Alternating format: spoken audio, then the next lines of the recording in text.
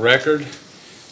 This is the Kentucky Public Service Commission. My name is Michael Schmidt. I'm chairman of the commission. Seated to my right is Robert Cicero, vice chairman of the commission.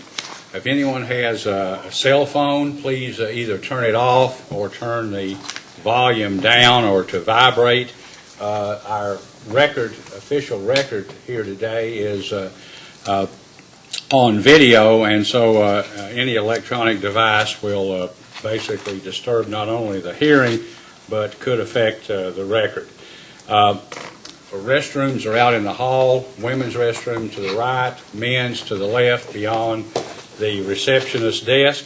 If anyone needs to make a phone call, please step outside. If during the course of the hearing someone may need to go to your car, remember the door automatically is locked, so you might make sure that the receptionist is at the desk and knows that you want to get back in. Otherwise, you could have trouble in that respect.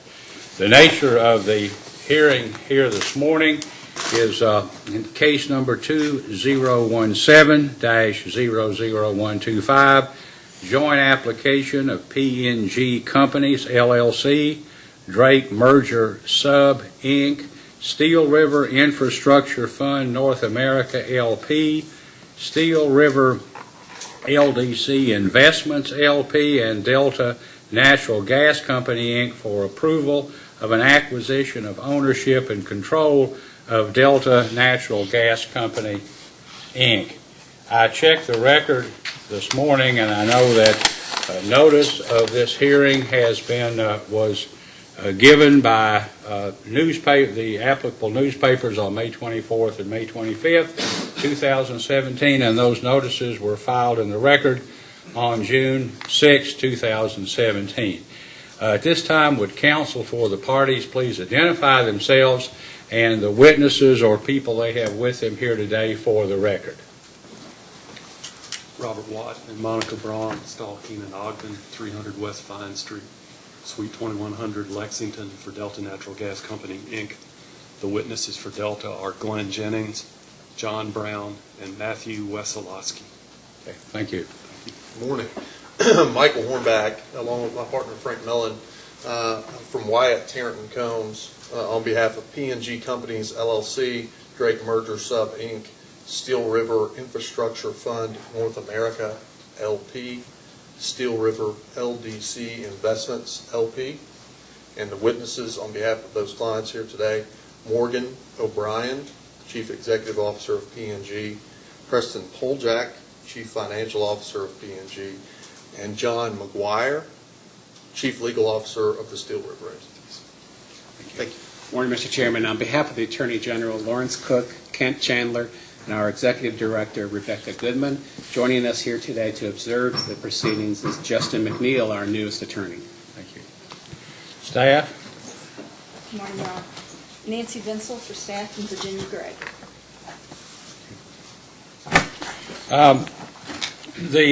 In checking the file, I noticed there are 3 outstanding confidentiality motions. Those will be ruled upon at some time after this hearing. So if during the course of the proceeding either a document is referred to or there's oral testimony that counsel believes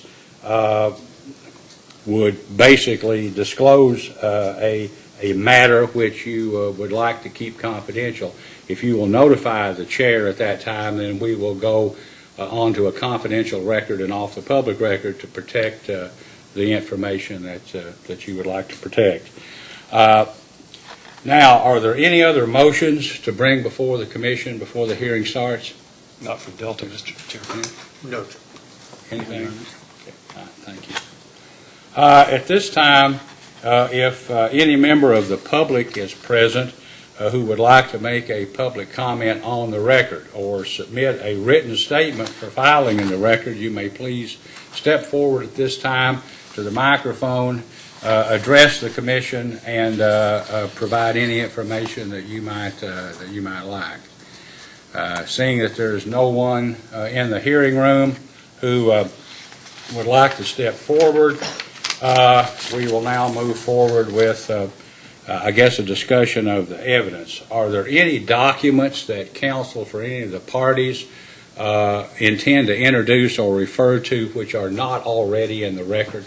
Not for Delta, Your Honor. Not from P&G. Anything? No. Thank you. All right, that being the case, counsel, you may call your first witness. Glenn Jennings.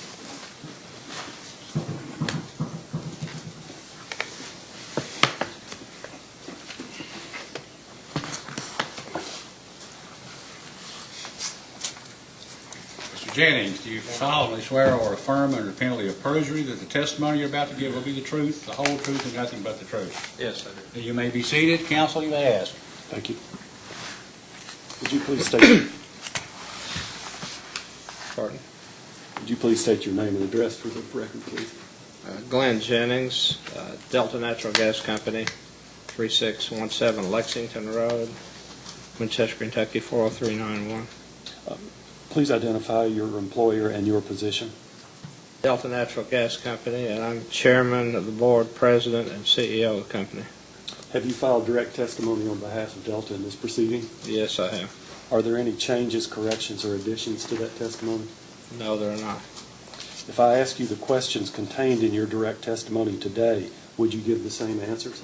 Yes, Are you one of the witnesses identified as a sponsoring witness with respect to data requests submitted by the Attorney General and the Commission staff in this proceeding? yes, Do you adopt those responses as your own? yes. Are you in a position to respond to cross-examination questions concerning those responses? Yes. I have no further questions, Mr. Chairman. Counsel, cross-examination. Thank you, Mr. Chairman. Good morning, Mr. Jennings. Morning.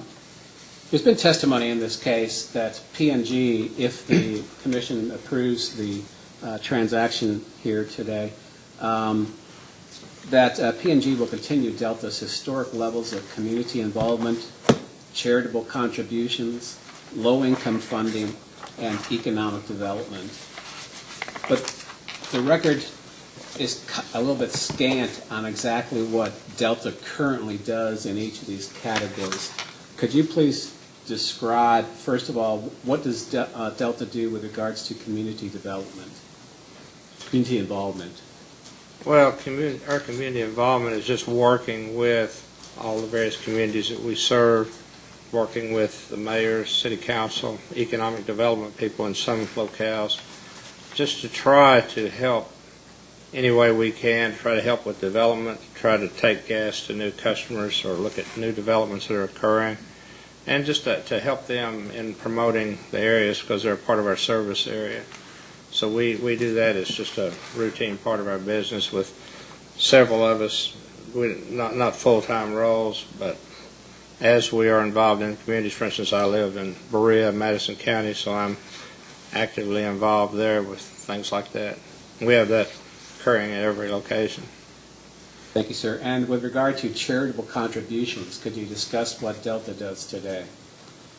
We make contributions. We budget a certain amount each year, and it's spread throughout our service area to clubs, organizations, colleges that we serve with natural gas. There are 5 of those, colleges, universities, other groups, community groups, groups that assist in various parts of the communities with those folks who live there.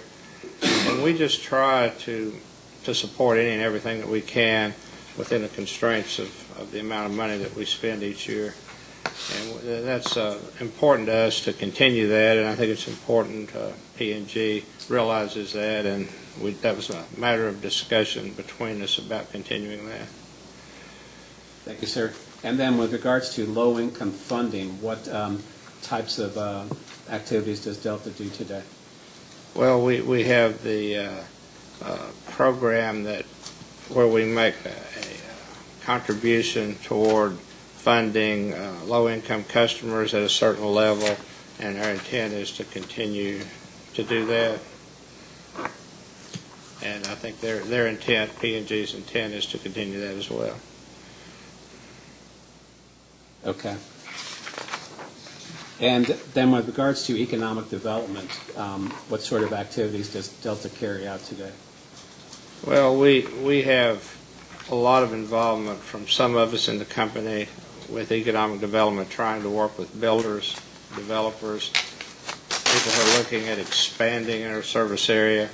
And we have a couple of employees that do part of their job working with those folks, and they work with state economic development folks who are looking at bringing industry or business into the areas that we serve. And so we have this ongoing effort from several of us in the company to continue to try to promote growth in the area and to work with whoever wants to come in and try to make sure it can happen.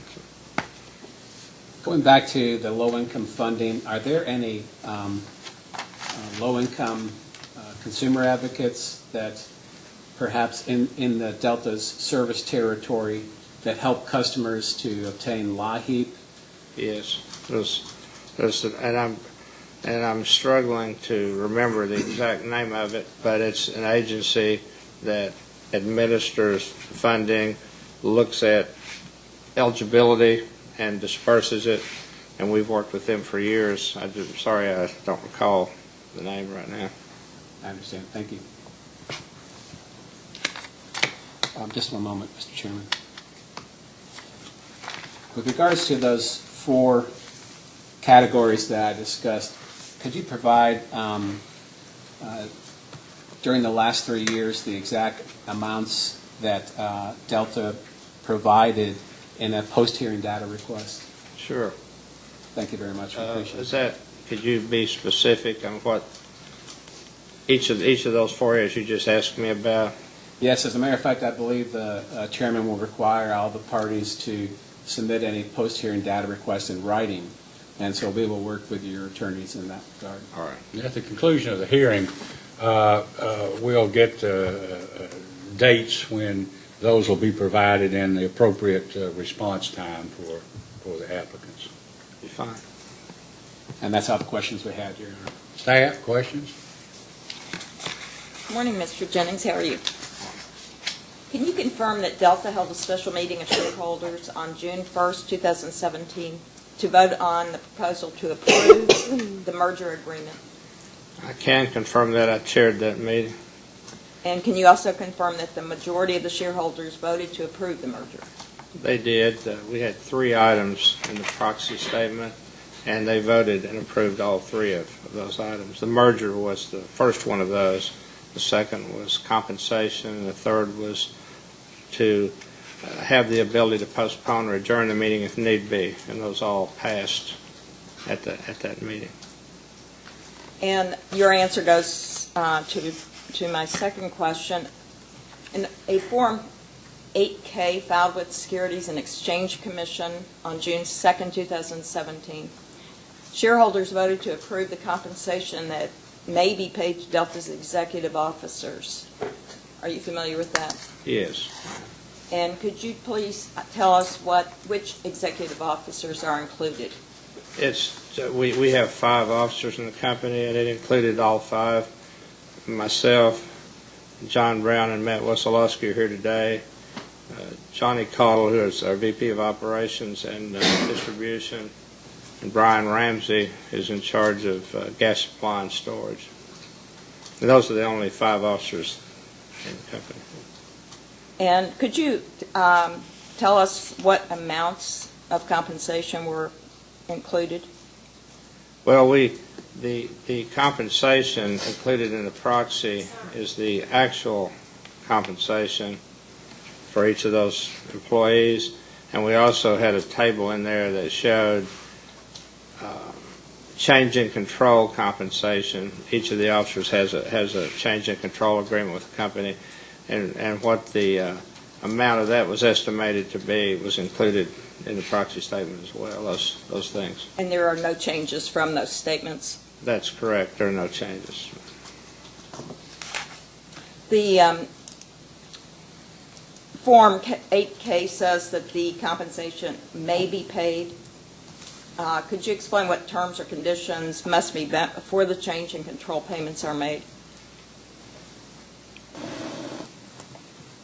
The agreements provide that the employees will be paid certain amounts if there's a change in control, and if there's a change in control that in effect triggers the agreement, and that is if it's a change in control such as the one that's taking place where the ownership of the stock of the company is changing hands. So that's the sort of events that are required. So if and when the transfer closes, that would be the trigger? Yes, it would be. Thank you. Do any of the Delta executive officers have employment agreements with P&G?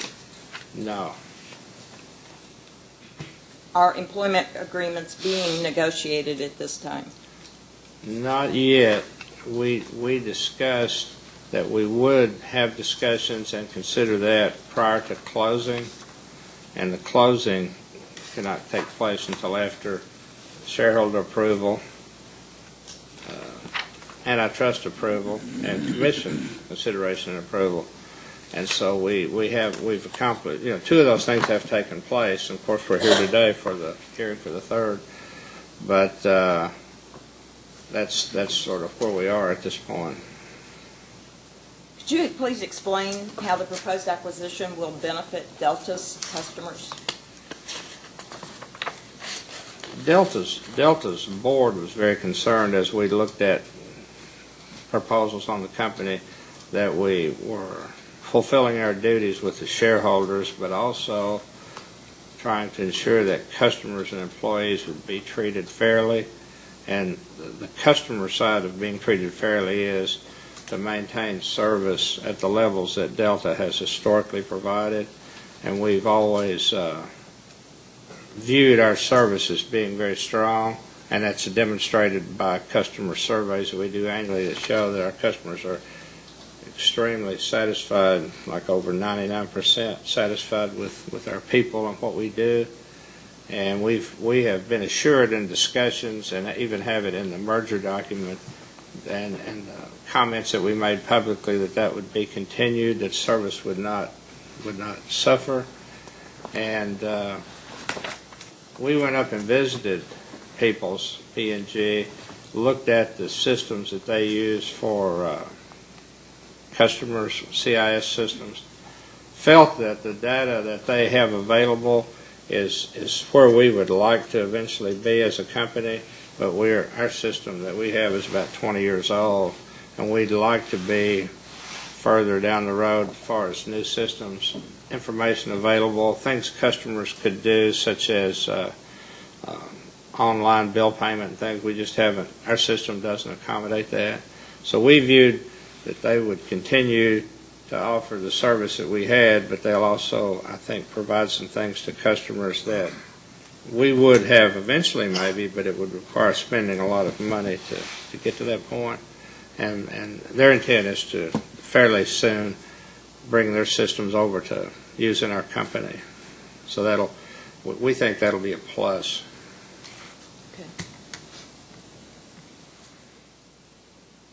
Would you confirm that 3 separate lawsuits were filed by Delta shareholders challenging this merger? Yes, I could confirm that. And just for the record, could you state the shareholders that have filed those lawsuits? Well, there were 3 suits filed, and there was a person named in each of them, and I should have them tattooed on my head, but I think one is Halberstam, one is Cole, and the third one was a federal suit, and that name doesn't jump out at me right now, but I can... Would that be partial? Yes, that's it. And those 3 were filed, 2 in Clark County and 1 in Lexington Federal. The last one, the third one, was the one that was filed, I believe, in Lexington in federal court. And what is the current status of each of these lawsuits? We have negotiated with counsel for all 3 plaintiffs and have reached an agreement with all 3 and entered a memo of understanding with all 3 that they would set aside their efforts on the litigation, that they would not interfere with our shareholder meeting last week, that they would then come back after closing on the transaction, and we would then negotiate with them to try to reach terms on how much money they would receive in settlement for the efforts they made on behalf of the shareholders. I'm talking about the law firms, the 3 law firms. And we all agreed and signed that, and so those were sort of set aside until such time as we closed or after closing. A couple of days ago, the federal suit was dismissed in Lexington Federal Court. They filed to dismiss it, and the judge entered an order, I think, 2 days ago, dismissing that suit. So the 2 in Clark are still there, but are not active at this point. They're just sort of waiting until after closing, and then if we can reach an agreement with them on payment of fees to them, reimbursement of them for fees they incurred and expenses, then that would resolve it. If we cannot, then it would go to the judge in Clark County, and we could argue before the judge however we wish to argue for that, and then the judge would have to rule on that, and that would be the sort of the termination of that at that point. Have the underlying issues that were brought in those lawsuits, have those been resolved? Yes. First, I will say that Delta did not agree with the issues that were raised, but they were raised by them in good faith. We negotiated with them in good faith. We negotiated additional disclosures to amend our proxy statement to supplement the proxy that we'd already filed with the SEC, and the SEC had already passed judgment on that and had no comments on it. We then supplemented it with some follow-up things that the suits had raised, saying that we didn't disclose things the way they thought it should have been disclosed, for instance. We did not necessarily agree with that, but in litigation, sometimes you settle despite how you feel. And so we reached an agreement that we would make some additional supplemental disclosures, and we did, and those have been filed and supplemented the proxy prior to our shareholders meeting. We did it sometime before we actually had the meeting so that that would be available to anyone, and we talked about it at the shareholder meeting and mentioned the fact about the suits, and there were questions asked about it. So that's sort of how we got from where we were to where we are. And if the merger does occur, would the responsibility for any settlement of the remaining issues, which from what you're saying are more the attorney's fees involved, how would those be paid? That hasn't been finally negotiated, but I'm assuming checks would be written to the law firms. The 3 law firms sort of got together and talked amongst themselves about combining into one effort. And I'm assuming, I do not know, I was not in those discussions, but I'm assuming they've worked out some suitable arrangement amongst the 3 of them. And so our effort would be to negotiate a settlement for all claims for all 3, and it would be up to them to decide how the pie gets split up. We would just agree with them on some number. Has Delta and P&G had any conversations about how the fees would be paid once they are negotiated? Well, we've both been involved a lot because we were named in the litigation, and actually I was named. The officers were the board members were all named, and we discussed our willingness to enter a memo of understanding, our willingness to talk with them about agreeing to discuss fees with them eventually. And so the companies discussed that. We both realized that amounts would need to be paid, and if Delta pays them, it would be after closing, so Delta would then be part of Peoples or P&G. So either way you slice it, it's going to come out of the same pocket in the end if closing has occurred. So All right. Can you confirm that you have an employment agreement with Delta? I do, yes. And can you confirm that your employment agreement does include a change in control provision? It does. Can you describe that provision? Well, it's just it's a provision. We entered that agreement with me years ago, and that agreement was to bind me to the company. So it was meant to retain me, and the other officers have agreements to keep us there in the event that someone approached the company and was interested in trying to acquire it. And the danger there is that someone will do a transaction that might not be in the best interest of all the shareholders, or may try to only do something that will benefit some and not others. And we wanted to make sure that we were talking with folks who were being fair and that they were disclosing what they wanted to do. And those agreements keep the officers there during that process, because sometimes when those processes start, we've learned that some people depart the company when someone is looking at acquiring. And those agreements were meant, when we started those, to make sure that we kept the management team around during that time, and hopefully up to closing and even after, or at least up to closing.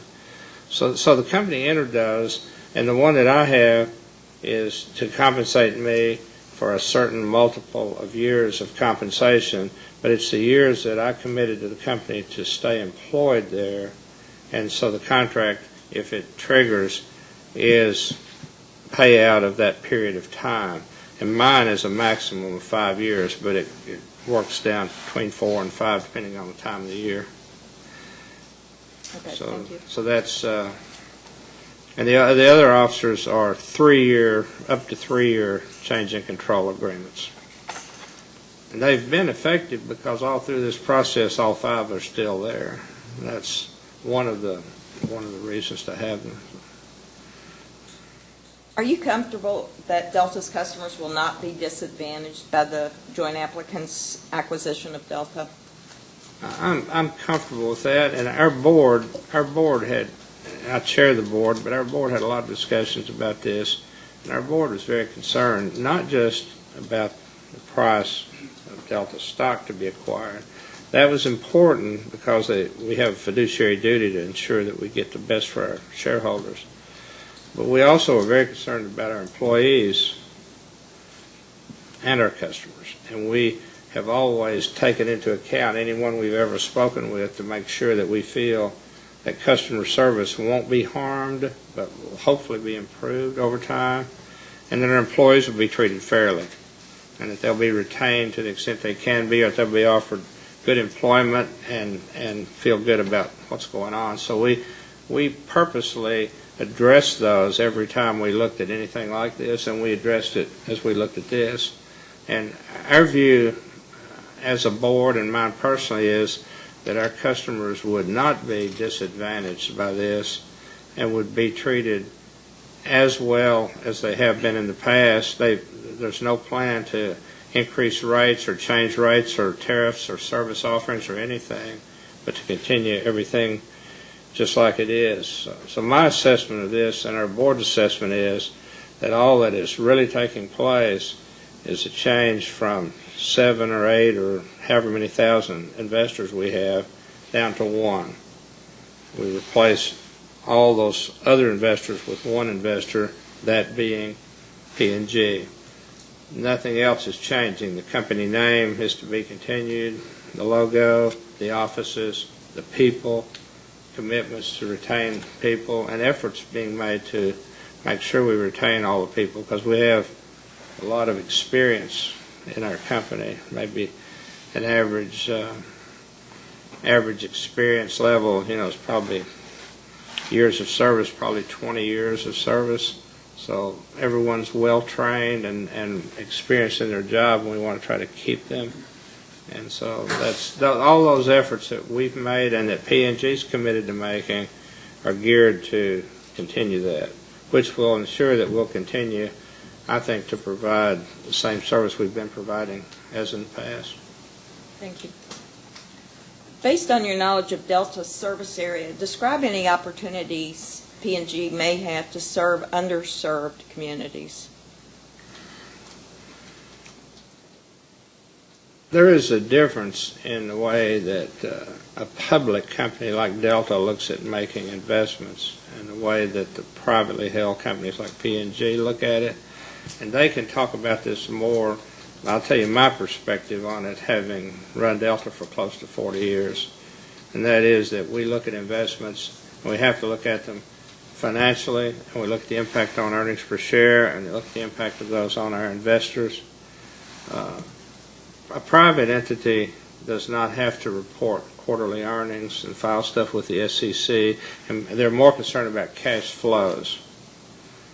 And I think it will be easier in the future, and I've thought about this a lot, having a long history with Delta and operating and running the company.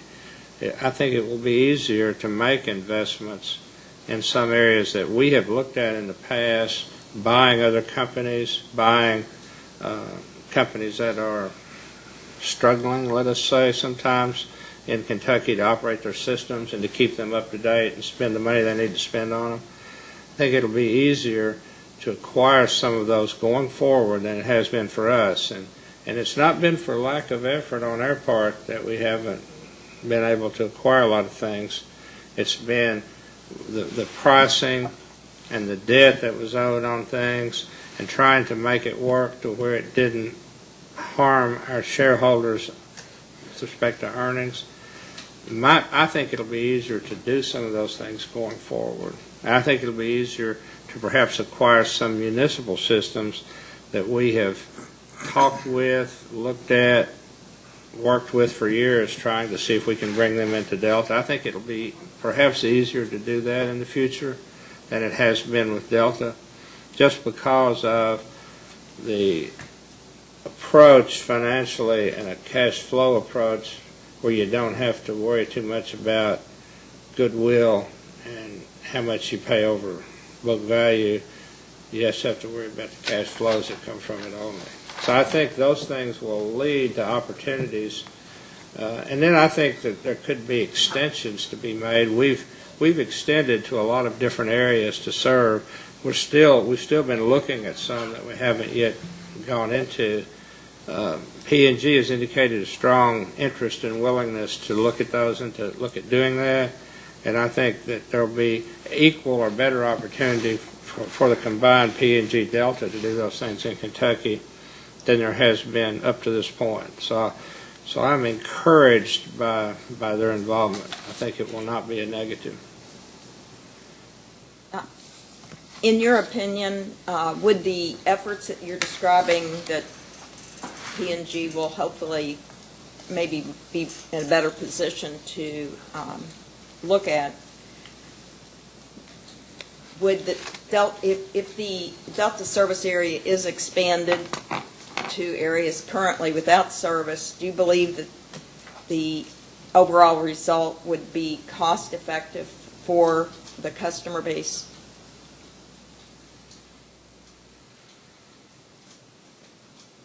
I would say yes. One issue with expanding into new areas, and other states have experienced this, and some states like Mississippi have taken steps to try to provide a method to expand that areas where gas is not served, is the cost to go to an area and how many people will come on immediately to take gas service. And that's always a struggle to try to move into an area and get a commitment from people to start using gas so that it makes economic sense.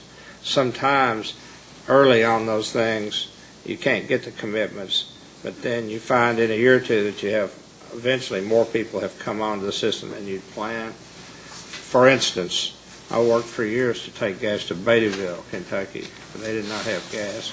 And we finally worked out an arrangement to do that. We obtained Beattyville obtained a grant for part of the system. We needed a certain number of customers to make it fit economically, and going into it, it was questionable whether we would get to that point.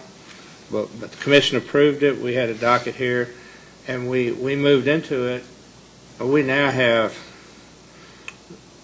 3 times the number of customers that we needed back then to make it work, but the first year in, we did not. So it sometimes takes a bit of just standing in there and bearing up with it, fortitude to say, okay, we will promote and work hard and we will get there with this area. But you have to go into an area that has the capability. It has to be something where there can be future development. And that one worked well for us, and we've gone into some others that have worked, and we've still been looking at some that we've not gone into. So there are some opportunities out there, and there are things that we probably don't even know about today that will come about. But Delta's always had the approach of going into any area where we could take gas and reasonably foresee that it would be an economic investment that would work and that would be providing service to areas that needed it. So I think P&G and Delta are the same thinking on that, and I think their approach to it is the same as we've always had with that. I don't think it'll be a difference or a negative if Delta's part of P&G. Thank you. That's all the questions I have. This Mr. week. Cicero, questions? Mr. Jennings, you've been with Delta's been around since 1947, is that right, or somewhere thereabouts? 1949. Company was founded in 1949, so 1949. approximately 70 years, 68 years. a long time. Long time. So what caused the activity of, did you search out a suitor? Did P&G come to you? What caused this union to occur? We did not search out a suitor. We've never sought a suitor. We have been approached a lot over the last, I've been at the company almost 40 years, and we went public in 1981. I took the company public in 1981. And ever since then, we have been approached from time to time by people interested in a company. And we were not seeking anyone to acquire Delta when we were approached. We have been approached many times. I say at least 30, because it seems like at least one a year since I've been the CEO of the company. That's 30-some years that people would approach us. What's happened in the last few years is this consolidation in the gas industry in the country. And each time that occurred, more interest developed in Delta. And each time that occurred, we had people approaching us. When Piedmont was acquired by Duke, and AGL was acquired by Southern, and Questar by Dominion, and each time Mobile by Laclede, which is now Spire. And each time that occurred, we would get calls from brokers and analysts and others saying, man, that looks good for Delta Gas, that, those prices, the way they're transacting. And we said, yeah, that's true, but we're not looking for that. But as directors of a public company, our duty is to run the company well, be concerned very much about our employees and our customers, and fulfill that fiduciary duty that we have to the shareholders. So each time someone approached us, I'm the person that they approached, and I was the point person designated to negotiate with them, discuss with them. And so we've had a lot of proposals made. About 3 or 4 years ago, P&G, Steel River, approached us, made a proposal. We talked about it with our board and said, no, we're not interested. Then they came back later and increased that, and we thought about it, talked about it, and went back and said, no, we're not interested. I always told the board, and we always discussed, that it's hard to turn away from a high cash offer. And we've had equity offers, too, where people would offer stock for stock. Those are harder to evaluate. But the proposal that we have now came about last June while I was on vacation, and I got the call, and spent a lot of my vacation on the phone, but communicated with our board. We looked at it, thought about it, talked about it, decided we need to meet and discuss it. We decided that the proposal that was made to us at that time was something we could not just turn away from and say no to because of our fiduciary duty to consider it fairly. We decided eventually we need to hire investment bankers to advise us, and that eventually led to an increase in the pricing from P&G Steel River, and eventually led to a proposal that our board looked at and said we will go out now and solicit other people and make sure that that this offer is competitive and that we're being fair, that our shareholders are being treated fairly.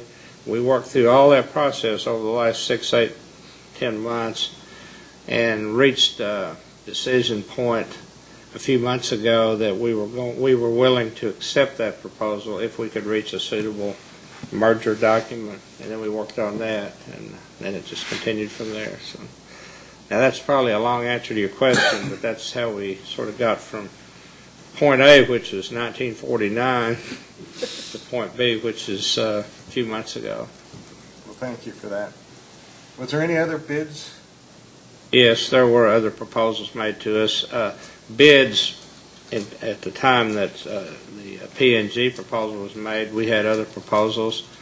We've had a lot of proposals in the past prior to that. I mean, it's like I said, a long history of people coming to us and making all sorts of proposals to us. We just always looked at those, thought about them, and said, we think we can do equal to or better than that for our investors.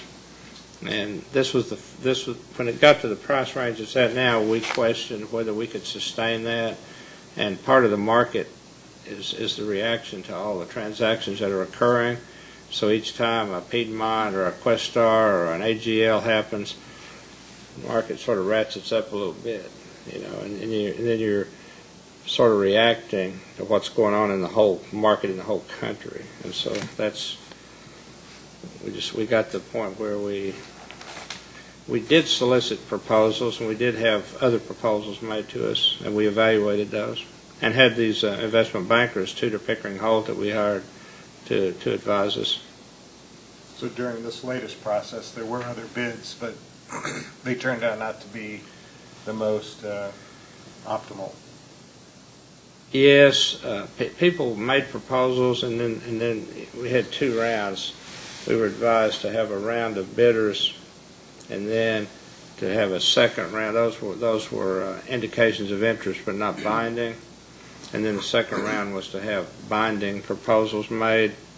And when we did that, some of the people, after doing some due diligence and looking a lot more detailed stuff, looking at a lot of confidential things that we provided them under confidentiality agreements, some of them then modified where they had originally started.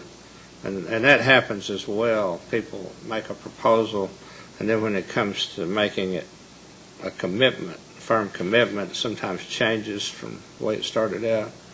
So we saw that this time with some of these. So the one that we have presented to our board, and our board has approved, and now our shareholders have approved, was the best proposal financially that we have, but also one that we thought addressed our concerns about our customers and our employees as well. You were asked a question about a change of control contracts, and you indicated yours was for 5 years and the rest of the officers were 3. Yes. How long ago were those contracts adopted? Mine was originally started back in the 1980s. It's been a long time. And again, it was to bind me to the company because there were possibilities for me to depart and go run other larger public entities. And the founder of our company, who's the only president and chairman the company's ever had other than me, the 2 of us wanted me to stay there, wanted to contract to tie me to the company, and I agreed to it. And I and the company signed it, and then the other officers. Those were a little later, but not too much later than that. We had our legal counsel, actually Biff Campbell, Stowe Keenan, helped draft those agreements and helped us determine how we could effectively be fair with our shareholder base and be fair with the company. And so we entered those agreements with all 5 of us, and it's been many years now that those have been out there. So are they all part of employment contracts, or is you're the only one part of an employment contract? Mine is the only employment contract. I was the president and CEO of the company, and they wanted an employment arrangement with me. The others were just change in control agreements, so there was nothing to bind the other officers to the company, except if there's a change in control, it would retain them if they wanted to stay and get the payout under the agreement at the end. Mine was an employment agreement meant to bind me to the company and the company to me. Yours was an evergreen contract? Yes, sir. Again, it was proposed to do it that way to make it always be a 4 to 5 year agreement. So it seemed like it was like a November 1 renewal or December 1. So depending on where you are in the year, it's not a 5 year, it's a 4 or 4 year and 1 month, and then eventually becomes a 5 again, then starts down. But yes, that was the way it was styled and still exists that way. So what was the total value of all the contract change of control for the officers that triggered for this transaction? It's in the proxy. It seems I'm thinking it's a little over $14 million for all 5, but that includes the excise tax make wholes. That $14 million doesn't come to reside eventually with the 5 officers, but part of it goes to the federal government. Pretty good piece of it goes to the federal government. So is the shareholder, the new shareholder, going to pick up that change of control contract? Yes. So that it will not go to the ratepayers? No. As far as the employee retention, and I saw that it looked like a fairly good agreement with the 12 to 18 month possible retention.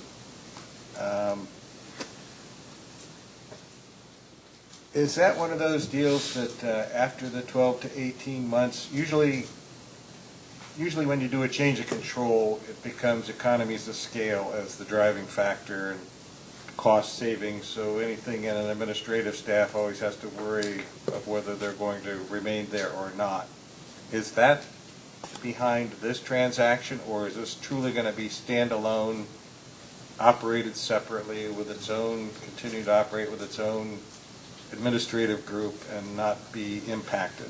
Is that the idea, or is that? I will give you my opinion based on my discussions with P&G and my involvement with them. I think they would be in a position to answer that as well when they offer up witnesses. But my assessment is that Delta is a standalone entity, and they've viewed it that way.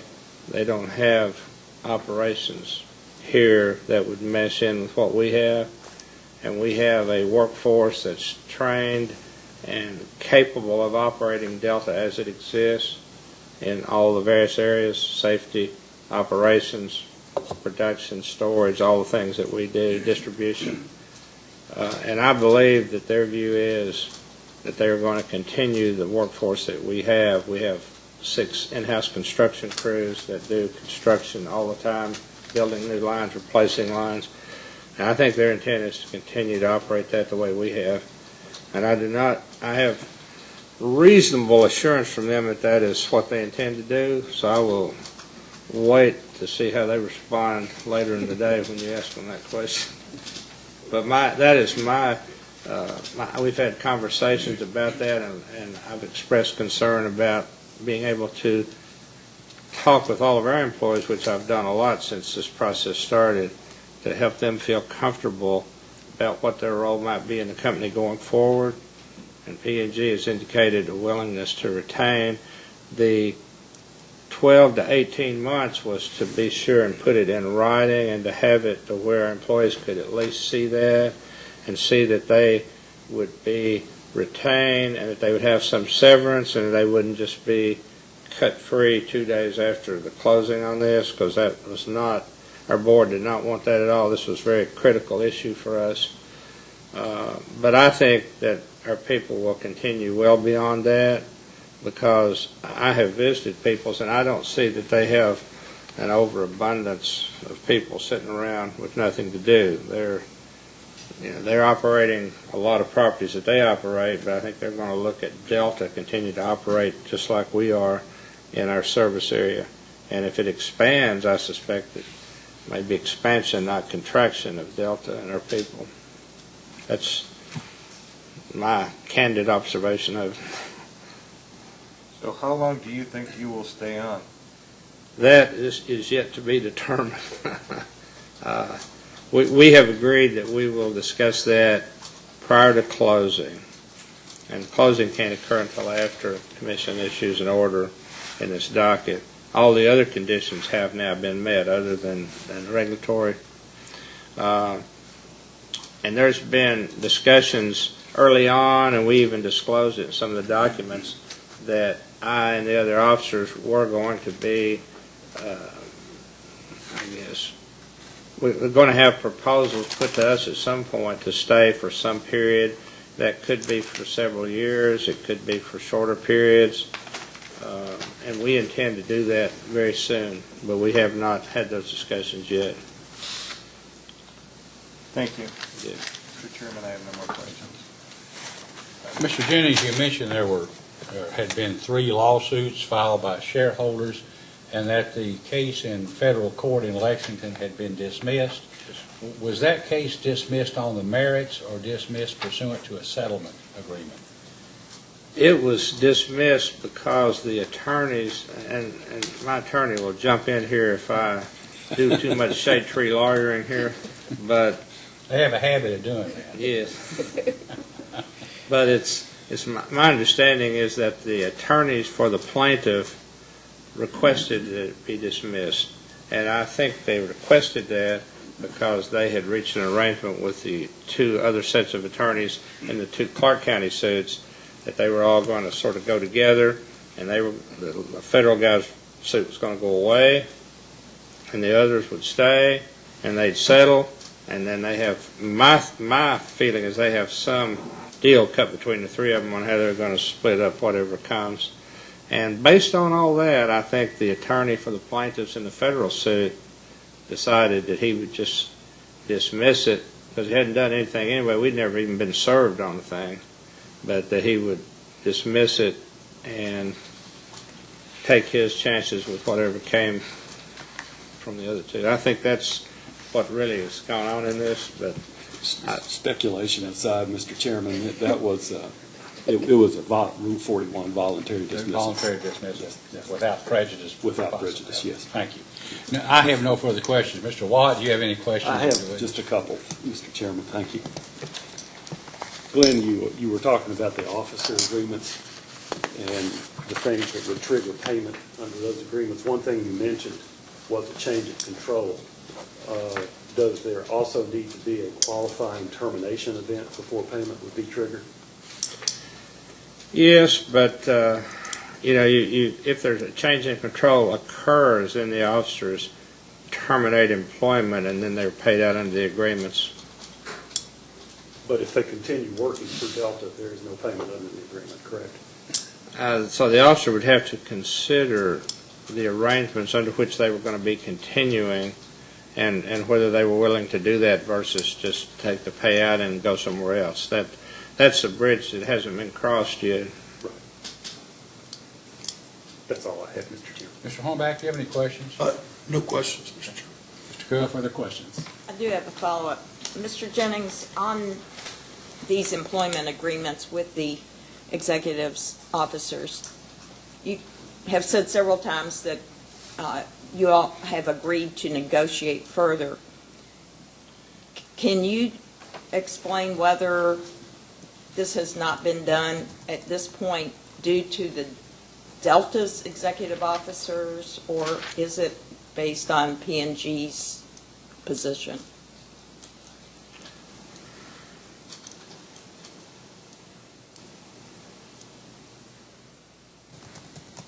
You said something early on in your question. Would you repeat it? Because Well, you have said several times that there's an agreement to negotiate. oh, and that's what I wanted to focus on. There is no agreement to negotiate. We have 5 people who are employed by Delta Natural Gas. That's the 5 officers who run the company, manage each part of it, and they all report up to me. Technically, Matt reports to John, who reports to me, but we work as a team. And we're in those positions and do those roles, and we'll continue to do those as long as we're around the company. The agreements that we have, if we terminate and are paid out under those, probably everyone would go somewhere else, except those of us who are much older might just retire, but some of the others might go somewhere else. And so we are always, that we're thinking about that and thinking about the future and wanting to know what that future is. And we have decided with P&G, we had so much going on with the merger and the shareholder meeting and all the various things, the filings and all, that we thought we really can focus on this when we get up a little bit closer to closing on the transaction. And now we're up to that point. We've been just sort of letting the time pass here, but now we're up to the second week of June. And so it's now time that we do need to address that. And what we will do is we're asking P&G to tell us what they would like for us to do, because after closing, they will be the new owners of the company. They will be the shareholder of the company. And we've asked them to tell us what they would like for the officers to continue in what role and for how long and under what terms, and we will react to that. We have not agreed to anything, or have not agreed to consider anything in particular. We've just agreed that we will consider whatever they propose to us, and we will then undertake to say, yes, we will continue and do it the way you guys are proposing it, or no, but we'd like to do it this way or that way. And that has not been done at this point. But we anticipate that happening soon, hopefully in the month of June from this point on, because we need to know, and all of our employees need to know what the future management of the company looks like. There is much nervousness within the workforce about that. What is your estimate of the realistic time frame for these discussions to occur? I would say between now and the end of this month that's sort of my personal target. My wife's personal target is today, because she wants me to retire. Does that have to be in the record? I guess it does. But Too late now to take it back. but that sort of a time frame, I think, is something that we ought to be working toward. That by the end of this month, we ought to have a pretty good handle on what role P&G foresees for each of us, and whether we, the 5 officers, see that or not, and what the terms of that will be, how long that might be for. Maybe it would be a multi-year arrangement they may wish to enter with us, but we just do not know that yet. Have you had any prior discussions about what they may or may not want to happen? I'm talking about P&G at this point. Just that they've expressed an interest as we were working through the merger document and working through press releases and working through letters that we sent to our employees. I did a letter, P&G did a letter where we just tried to bring some degree of comfort to the employees. This is, if we think it's nerve-wracking for us as the officers and board, it's a lot worse for all the rest of our people, who are not involved with the details of all this and are sitting there thinking, I wonder what's going to happen to me. And there's a lot of concern about who the leadership in the company will be going forward.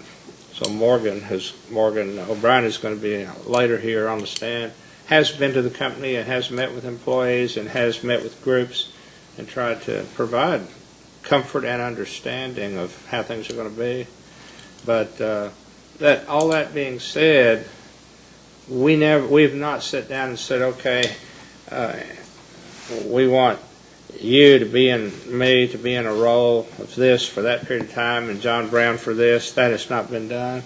But there's been a general understanding that they would like to talk with us at some point about continuation of the 5 officers, and we've disclosed that in the public documents and in the merger document, but never disclosed anything further because there hasn't been any detail, anything further discussed. It's just that thought that they would like to see that happen if it can, but they have to determine what they want, and then we have to react to that and say, are we in agreement with that? Are we all willing to continue under those set of circumstances or not? Or do we just, because they've committed and agreed to pay out under the agreements, and understand that those have been there a long time and they're just part of their cost of buying a company, but we have to decide that. So Would it be fair to summarize your statement that the 5 executive officers of Delta are in fact waiting for P&G to propose something? that is correct. That's correct. And I've talked with all the officers a lot about this, and when we meet and talk, as we do quite a bit, we talk about this and about how they feel about it.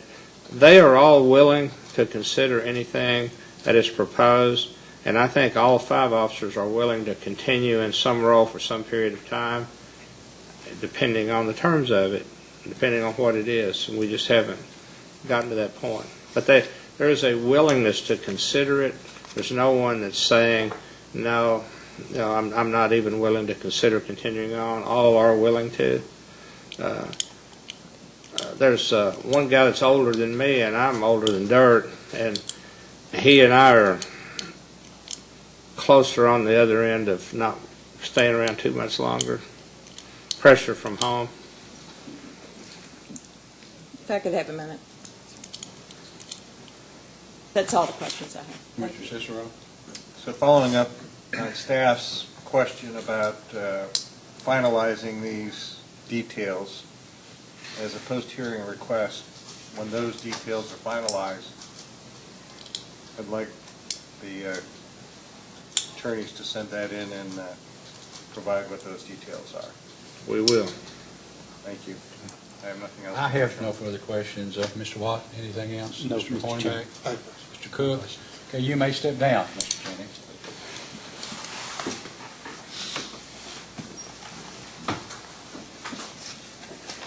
Mr. Watt, you may call your next witness.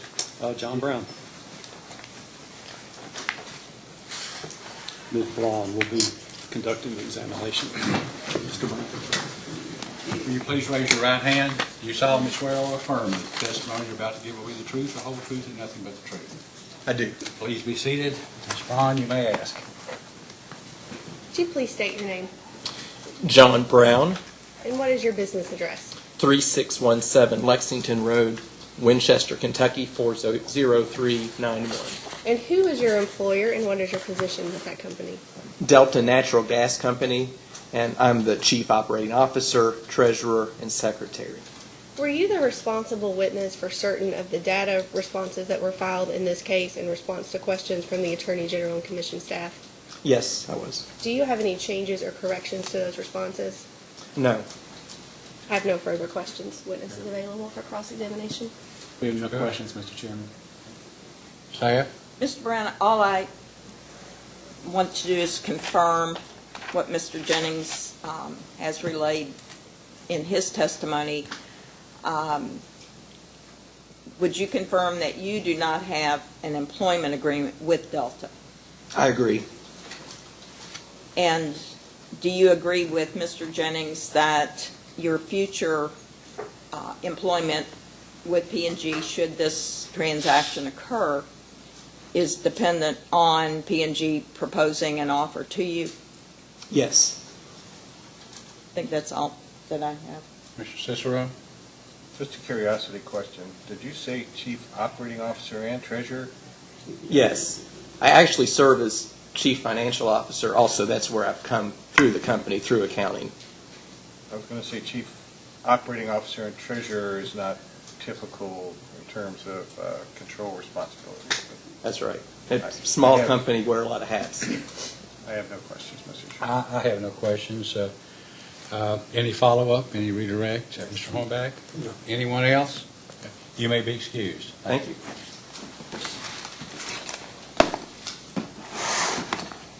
If Delta has another witness, you may call. Mr. Matt Wesolowski, please.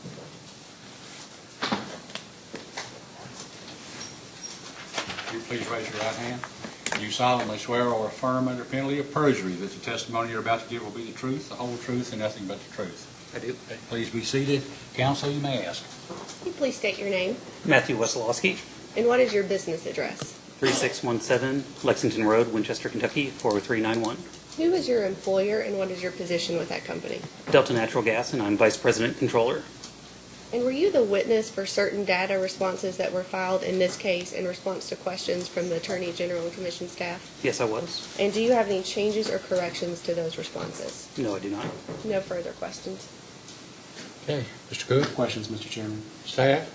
Yes, Mr. Wazowski, same question that I asked Mr. Brown. Do you have a current agreement with Delta, employment agreement? I have a change of control agreement, but not an employment agreement. And is it your current position that your employment with P&G in the future, should this transaction occur, is the position you're in right now is waiting for P&G to propose some type of agreement? That is correct. Thank you. That's it.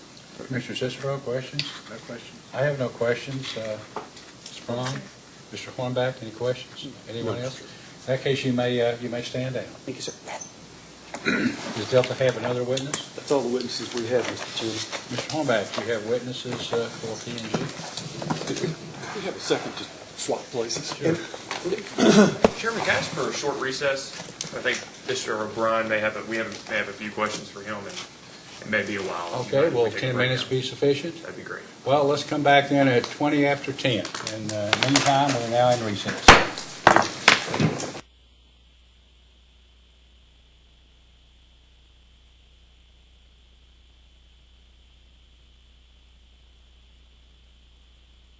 Back, are you ready to call a witness?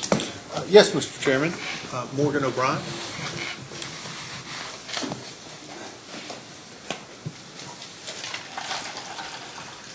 Mr. O'Brien, do you solemnly swear or affirm under penalty of perjury that the testimony you're about to give will be the truth, the whole truth, and nothing but the truth? I do. You may be seated. Mr. Hornback, you may ask. Thank you, Mr. Chairman. Good morning. Could you state your name and business address for the record, Sure. please? It's Morgan K. O'Brien, 375 North Shore Drive, Suite 600, Pittsburgh, PA 15212. And by whom are you employed, and what is your position? I'm CEO and President of P&G Companies, LLC. Have you caused to be pre-filed written testimony and responses to data requests in this action? I have. Do you have any revisions or amendments that you'd like to make to that testimony or those data responses? No. And do you adopt that pre-filed testimony and those data responses for which you were responsible as your testimony here today? I do. No further questions, Mr. Chairman. Mr. Cook, Mr. Chandler? Thank you, Mr. Chairman. Good morning, Mr. O'Brien. Good morning, sir. I have a series of questions I'd like to ask you with regard to whether the joint applicants will be willing to make some commitments if the commission were to approve this transaction. And so the first one, I'd just like to ask you, would the joint applicants be willing to commit that the books and records of Delta would be kept in Kentucky? Oh, yes. Yes. Okay. And When you say that, they'll be available here in Kentucky? I mean, what the actual record keeping will be done here? maintained? Yes. Yeah, they'll be maintained here. Yep. Okay. And would the corporate offices of Delta still remain within Delta's current service territory? Yes. If P&G companies and/or any of its affiliates are the sources for any charges to Delta, would the joint applicants agree to allow the commission to audit the accounting records of those affiliates?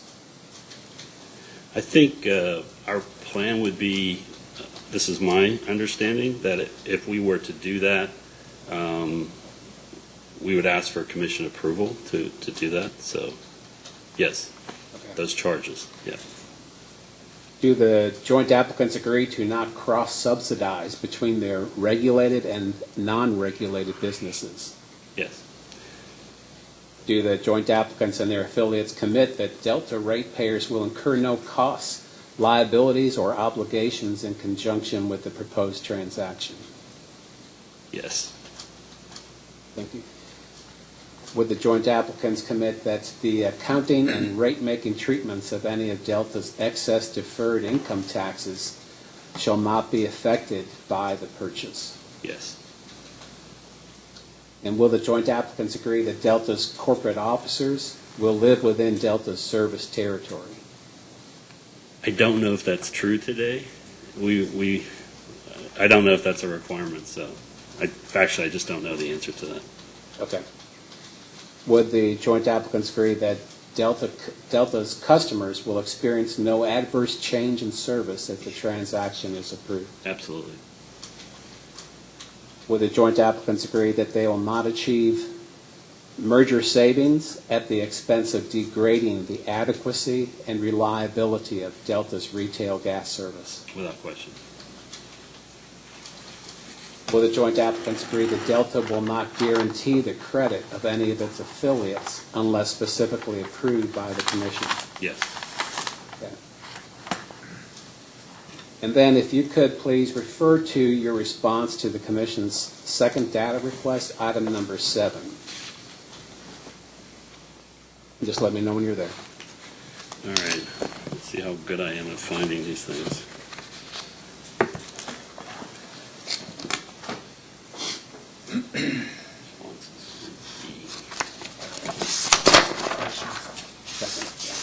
So item 7?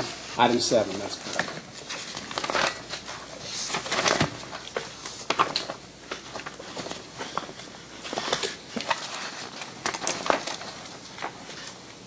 Okay. Okay, and here the commission was asking, I believe it's 5 questions similar to what I asked just now about whether the joint applicants would make any commitments as they're spelled out in that question. And it appears, at least in the what I viewed at the online version of that, is that the joint applicants did not provide a response to subparts D and E of that question. All right. I might be looking at the wrong thing. Can I? You mind? It's sure. tab D. Okay. As in David. That's the second. Okay. I apologize. No, that's quite all right. Questions?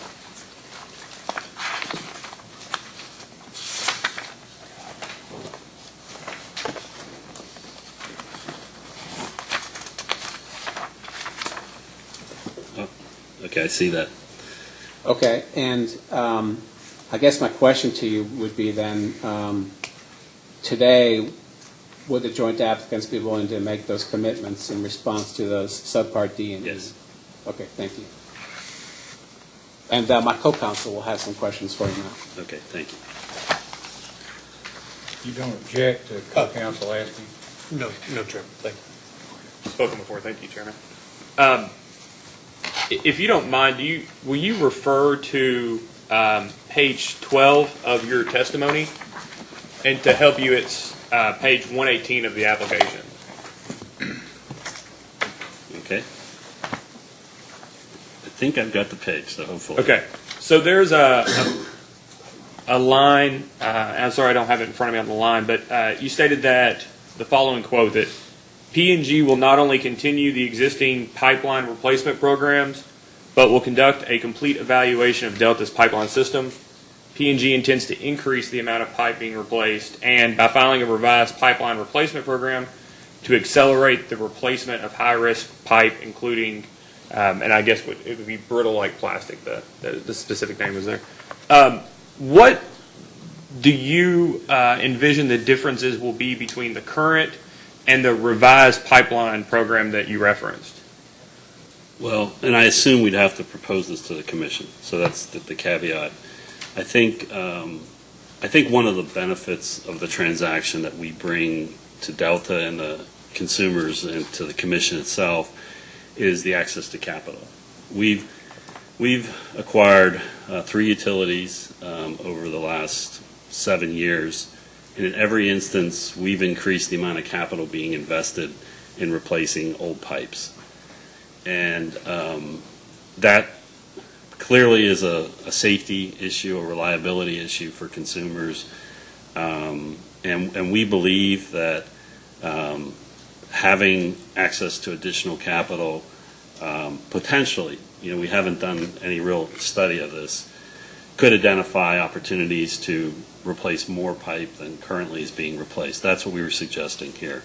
So I don't know that factually that would be the conclusion, but we do believe we know we'll have more access to capital to invest, and having that, I think, will potentially allow us to look at replacing pipe on maybe a more accelerated basis. And do you have an understanding of the pipeline replacement programs or the programs in place by other P&G LDCs to replace high-risk pipe? Are you generally aware? Absolutely. Yeah. And do you know if there are any differences between those programs and the one that Delta currently has? They're in different jurisdictions, so there's different potential rules on how they work. The biggest plan we have is in Pennsylvania, and there we have a set defined population of high-risk pipe that we need to replace, and we've committed to replace it over a 20-year period. So I think that's different than the Delta plan here. And do you know if the programs implemented by other P&G LDCs prioritizes certain pipes differently than the current program that Delta has? I don't know how Delta prioritizes its pipe. And we haven't gotten to that level of detail. Do you expect that any revised program will be based on the similar priorities for instance, in People's DEMP program? I think that will be helpful, but I think we would rely on the Delta team to really help us understand what's unique and different about this system than the system we have in Pennsylvania. Do you know what items or costs that people capitalize or expense in their replacement of high-risk pipe? Like, for instance, does People's capitalize certain lengths of pipe but expense other lengths? Yes, I believe that's true. Do you know what those specifics are? I don't. I'm sorry. Would you provide those in Yes. a post-hearing data request? Sure.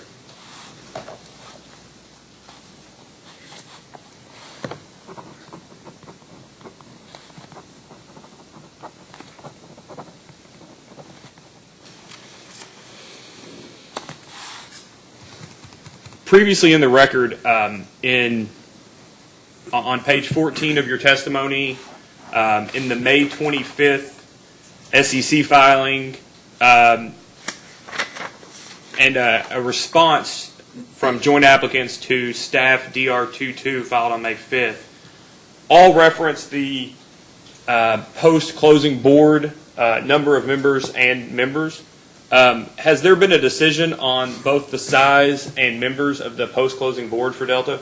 No. We, as part of this, and I think it makes sense to have somebody familiar with Delta to be a member of that board. And so we talked about that component of it, but that's the only component we've really had any discussion on. And based on that, to your knowledge, has Delta approved the independent board member yet? No, we haven't. I don't believe so. When decided, will you provide in a post-hearing data request the name and number of each member of the post-closing board Yes. and a short bio of each member if a bio of that person is not already included in the record? Yes. Have you all had discussions about, I think you've mentioned before about the, and you just have some requisite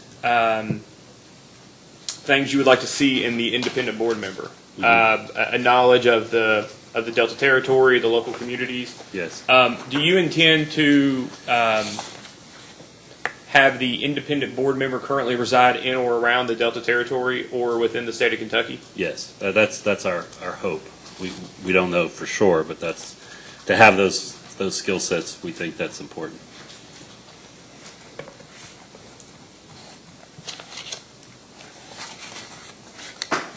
On page 8, and I'll give you a second to look, on page 8 of the joint application, just let me know when you're there.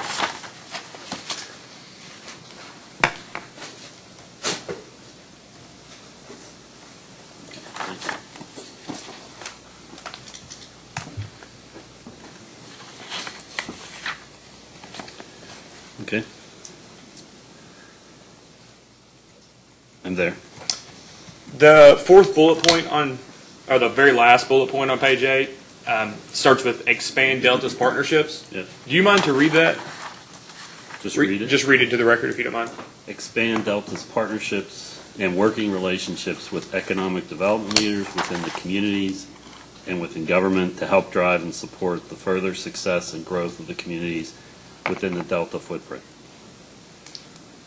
Based on that statement, P&G has stated that they have that P&G has the financial ability to work on economic development.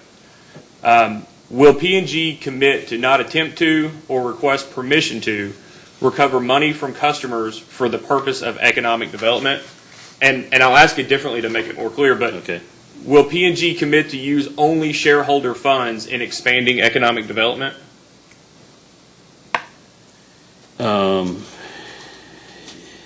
It depends, right? So if economic development is investing in infrastructure, right, to expand the footprint of Delta, I would assume that would be rate-based.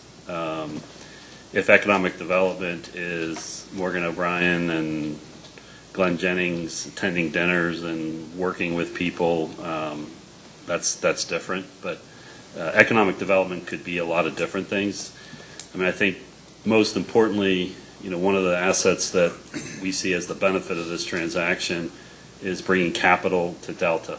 And I think that will allow Delta to think of economic development differently than it has before. I think Glenn mentioned that in his testimony. Being a public company, being a company that looks at short-term earnings results, all of that makes you think differently. We've got a long-term view here. We have access to capital to invest where we can grow this system. So I do expect we'll see more capital being invested in actually expanding the footprint of Delta. I mean, that's one of the things we hope for. And I guess I can rephrase my question. Will P&G commit to use only shareholder funds in providing grants or donations for economic development? Yes. What programs or actions has P&G implemented elsewhere that Delta may not currently have to help drive and support further success and growth of the communities within its footprint? I think it's sort of allowing people within Delta to understand that if we have opportunities to help grow the footprint of Delta, that we'll have capital to do it. I think it changes how employees of the company today think of the business. That when I first came to Peoples, there were folks who would basically tell customers, unless you're in a certain place, we can't serve you. And I had to change how they think about it and think about opportunities. And I expect the same thing here, that people have thought about things a certain way for a long time. And so I think the real economic development will be sort of the arms and legs of the company that exists today, people who interact with developers, people who act with customers, and giving them sort of the support and the belief that if we have good opportunities and good projects, we'll provide the capital to invest in that. So I think it's almost a culture change as much as it is, and it's not that people don't want to do those things. They realize the constraints they live in today. Do you mind to respond, Mr. Jennings had mentioned that it's his understanding that any amount paid pursuant to the pending litigation that arose from the proposed transaction, Right. that any amount paid as fees or as a settlement amount would be paid post-closing. Is that your understanding? That's my understanding.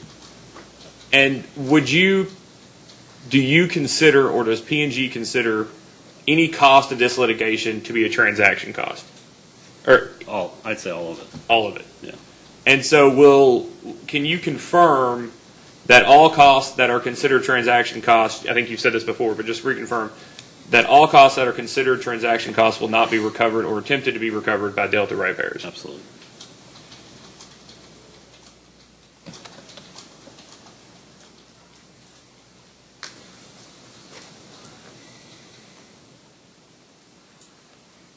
Chairman, that's all the questions I have. Staff, questions? Yes, we do. Good morning, Mr. O'Brien. Good morning. I'd like to take a step back and do an overview of the corporate structure. Okay. And to help us, could you turn to the response to the Commission's first data request, question 9? And this was a chart that Mr. Poljak provided. So blame him. Just kidding.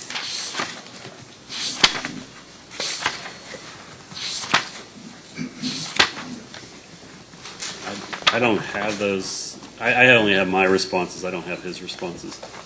I'm sorry. I have an extra copy. I've written on it, but if that would be helpful. I'll be happy to get that. I apologize. I've got an extra one, Commissioner. We're trying not to kill too many trees. So. Okay. I apologize. No, that's fine. Thank you. It was. I missed the question again. Question number Question number 9. 9.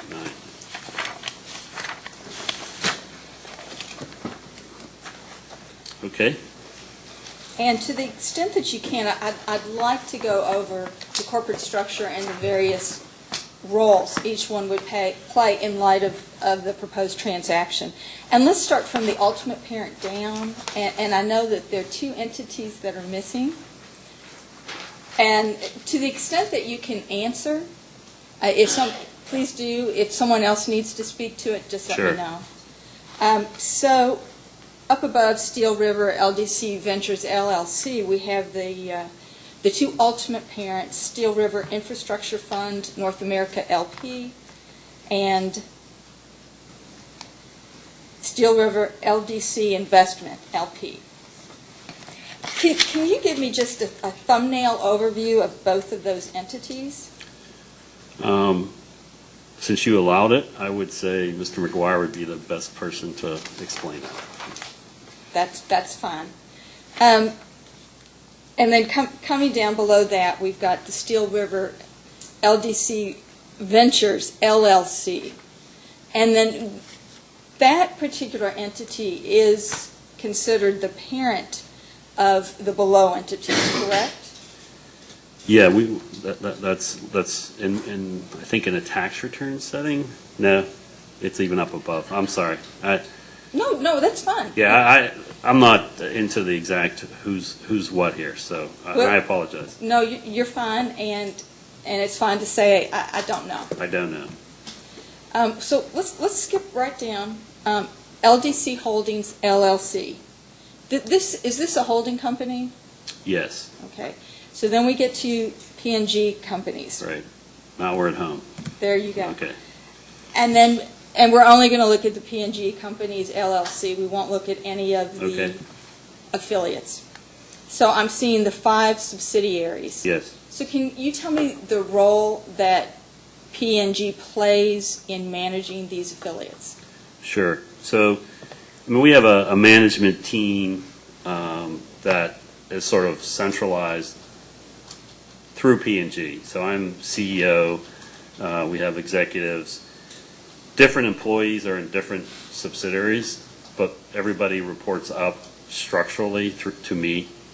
So I've got certain employees who are in the different entities below based on where they locate. So we have folks in West Virginia, folks here in Kentucky over in Pikesville, folks at Peoples Natural Gas, and those folks all report up structurally to me as CEO.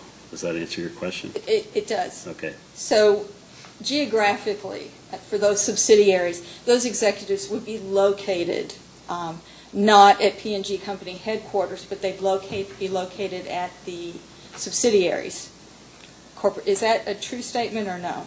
I'm an officer in some of those companies as well, and I'm not located in those locations. Fair enough. So, but majority of the employees are located in those entities. Okay. Where they're physically located, so, if that makes sense. It does. And just to confirm, of the 5 current subsidiaries of P&G, 3 are providing retail gas service. Is that correct? So, Peoples Gas West Virginia LLC is a regulated utility in the state of West Virginia. Peoples Gas Kentucky is a farm tap system here in Kentucky. Peoples Natural Gas Company LLC is a regulated utility in Pennsylvania. So, And all told, they serve a little over 700,000 retail customers. yes, including Peoples TWP LLC, which is not, it's, when you put all that together. So that's what we talk about, the Peoples Utilities. It includes all 4 of those. Okay.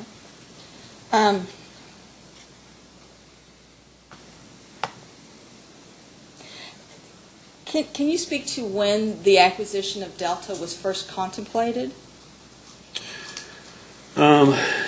When we, and this might be too much information, but I'll start. When we acquired Equitable Gas from EQT, as part of that transaction, we acquired their farm tap system here in Kentucky. And it's a very small system, small number of customers, a handful of employees here. And, you know, the things we thought about was that was part of the deal. And so the opportunity to try to grow that business struck us. If we're going to, potentially be in a state to grow it would be a good thing. And, as we thought about the state of Kentucky, and most of us spent most of our careers in Pennsylvania, and now we were in West Virginia. And we thought about Kentucky as a pro-energy state, an energy state where energy was important in that state, and that, policy and political support to encourage energy would be a good thing for a utility business. So we decided that we thought Kentucky would be a good place for us to do business. And so I think as Glenn shared, we approached him. And, I think those are very, very long discussions. I know at the end of the day, people ask a lot of financial questions.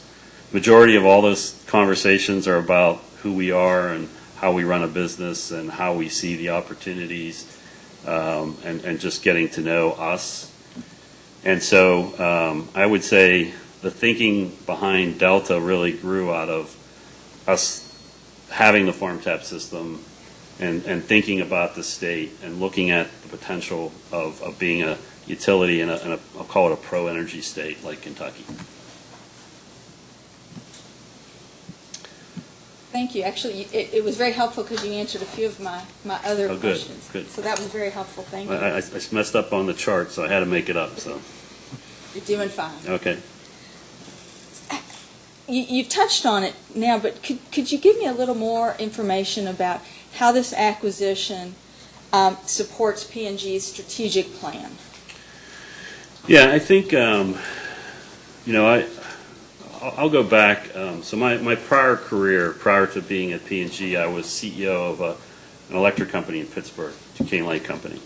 And we were, particularly on the electric side of things, a very small, publicly traded utility, much bigger than Delta, but in the world of electric companies, probably thought of it in a very small way.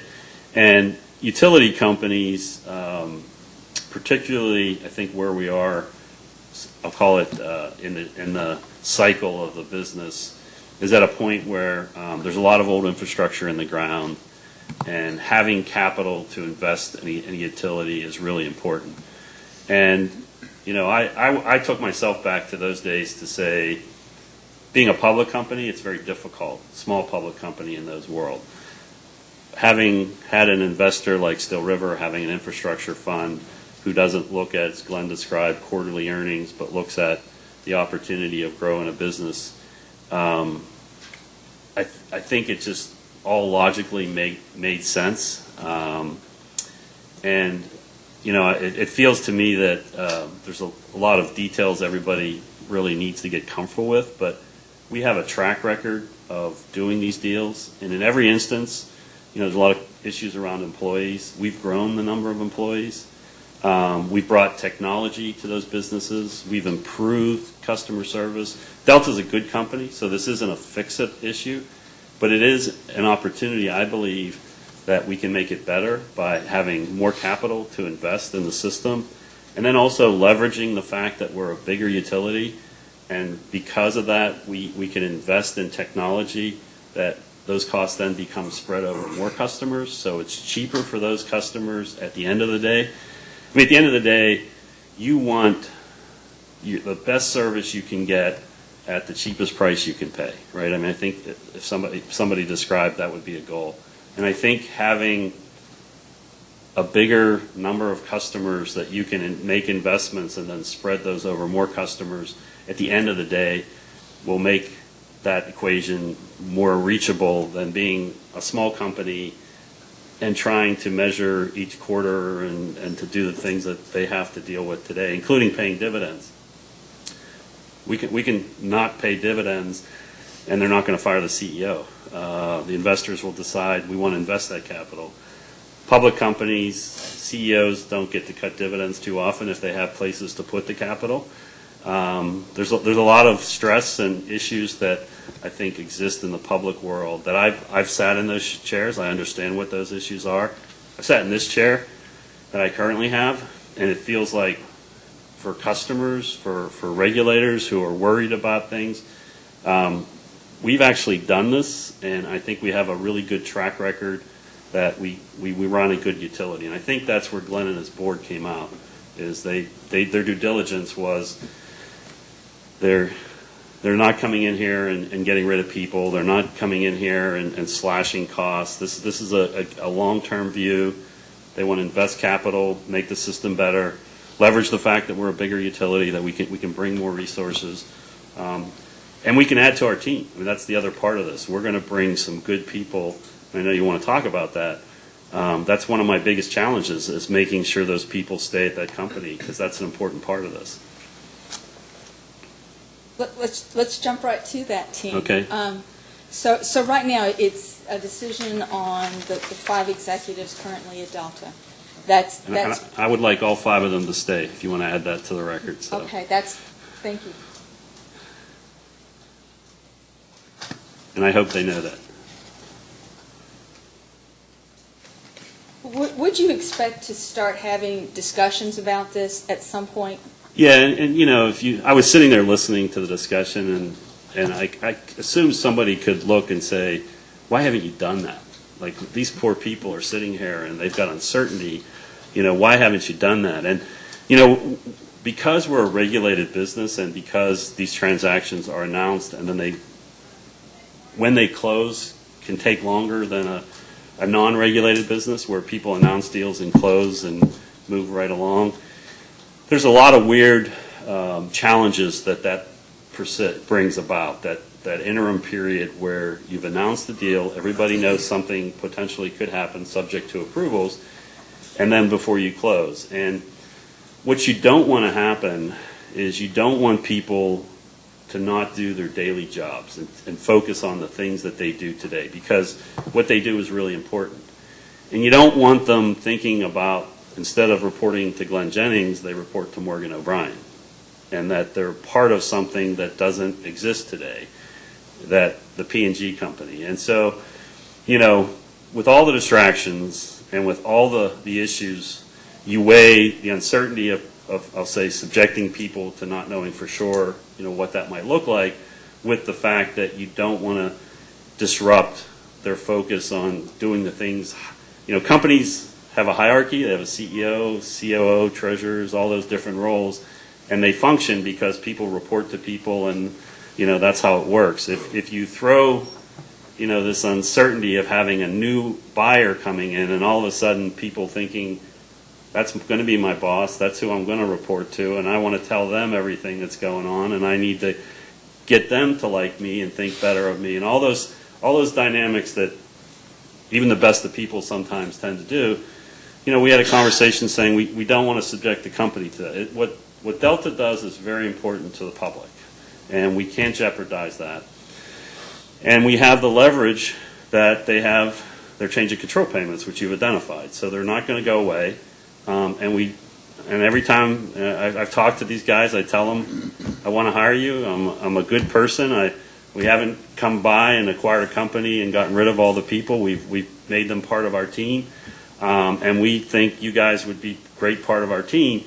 But we don't want that distraction of sort of having this quasi new relationship versus making sure that the customers and the people that Delta is served by are, everyone's doing their job, focused on it. And that's where Glenn and I came out, is that we'll wait till we're closer and it feels more certain. I have a financial incentive that those numbers you guys talked about, I don't want to pay those change of control payments. That's what happens if I'm not able to negotiate a deal with these folks. I think what we're proposing here is a good thing for Delta. It's a good thing for Kentucky to say, we want to grow this business. We want to serve more people, not less. We want to invest more capital. We want to create jobs. We want to bring technology here. We want to make you part of a growing company. And that's what my sales pitch to that team is. And I think, once we get to the point, and I have a financial incentive to, treat them fairly, I'm hoping and I'm optimistic that we bring that whole team on. And as Glenn described, all 5 of them are in different points in their lives. So some people are young with long aspirations. Other people have spouses who don't want them to have those long tracks. So we're going to deal with each one individually. But my commitment is that I need all of them, particularly to make sure that we continue to do all the good things that go on. And then, the idea of this 12-month, 18 period was that, we protect everybody, give them the certainty, but then we start doing these things, and people get excited about it, and they feel good about who they work for. And so, at the end of 12 months or whatever it is, now they know who we are. We've had a chance to sort of change how some of the culture thinks about things. We're looking at opportunities to grow the business. We're looking at potentially investing more capital. We've got IT solutions that people are being trained on, and they're learning how to interact with customers in a more efficient way, and people get excited about that. They feel part of something. And then the 12 months expires, and now I don't have to sell them like I would on day one. They're part of our team, and and we move forward. To follow up on that last bit, you had mentioned that in previous acquisitions that you've not only tended to retain employees, you've grown the number. Absolutely. And how you do that is by investing more, right? You invest more in that business, and that creates jobs, and that creates opportunities here. I don't know for sure how much more pipe we can invest in, but we're going to look at that as opportunities. We've already made a decision. We're going to put IT systems in here that Glenn and his team have thought about, and I think would really like to see. But we're going to make it real. They exist. And so all of those things create new jobs, new roles. So old jobs, old roles might change into these new jobs, new roles, but everybody here will have, in fact, our goal is to have those people understand that and become part of that. And that's really how you get the efficiencies out of the business. You get people doing more things for more customers, right?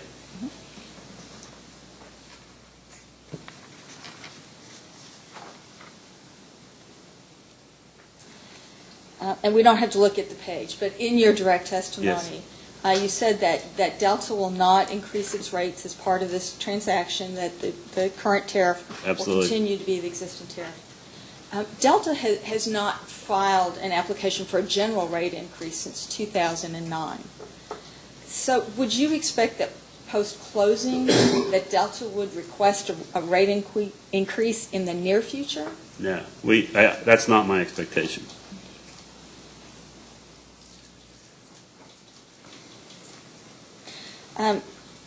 To go back to the board of directors, and some of these you've already answered. Sure. In the bigger picture, I want to confirm that we have the correct understanding of it. The current Delta board will be reconstituted. The membership will come from the Drake Merger Sub board, which is actually a subset of the P&G board of directors. Is In that roughly essence, correct? Drake goes away. It's really the P&G board. Right, Okay. That was going to be my next thing, is can I just call it both of those entities P&G. P&G? Yeah. Because, yes, the Drake entity will go away. So the decision hasn't been made, as you said, about the number of boards of directors. Do you have a general sense of when that decision might be made, the size? I would say between now and closing, ideally. That makes sense. I know it sounds silly, but we've got sort of a laundry list. We'd like to have identified clearly the independent director, the Kentucky, call him the voice and the connection with what's going on here in Kentucky. We'd like to have that by closing. I'm optimistic that, one of the current board members, we'd love to have take that role. Everybody's a free will, so we'll see. But if not, somebody of that type, people who are active in the community, who understand what's going on the ground here, who can help us even connect with what's happening as far as economic development and even social. You asked earlier about community issues and low income issues. Having people connected that can help us all think about even those challenges are going to be important. When in response to one of Mr. Chandler's questions, you mentioned considering a board member with Kentucky connections, and clearly the independent director might be one of those. Would you foresee that there might be other board members that also would be Kentucky residents? I think the constitution of our board. So you'll see it is we typically have one independent director at each utility. Where we have boards, and so I think my assumption is, and we still to be worked out, but I think it's a fair assumption that potentially, like myself, some of the existing P&G board members may be part of the Delta board as well. It just makes sense. So it sounds like, as much as possible, use a similar model to their similar subsidiaries.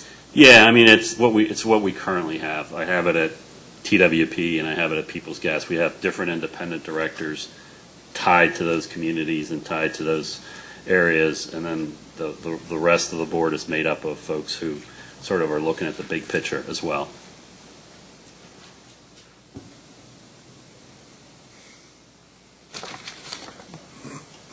In looking at that big picture and having a Kentucky connection,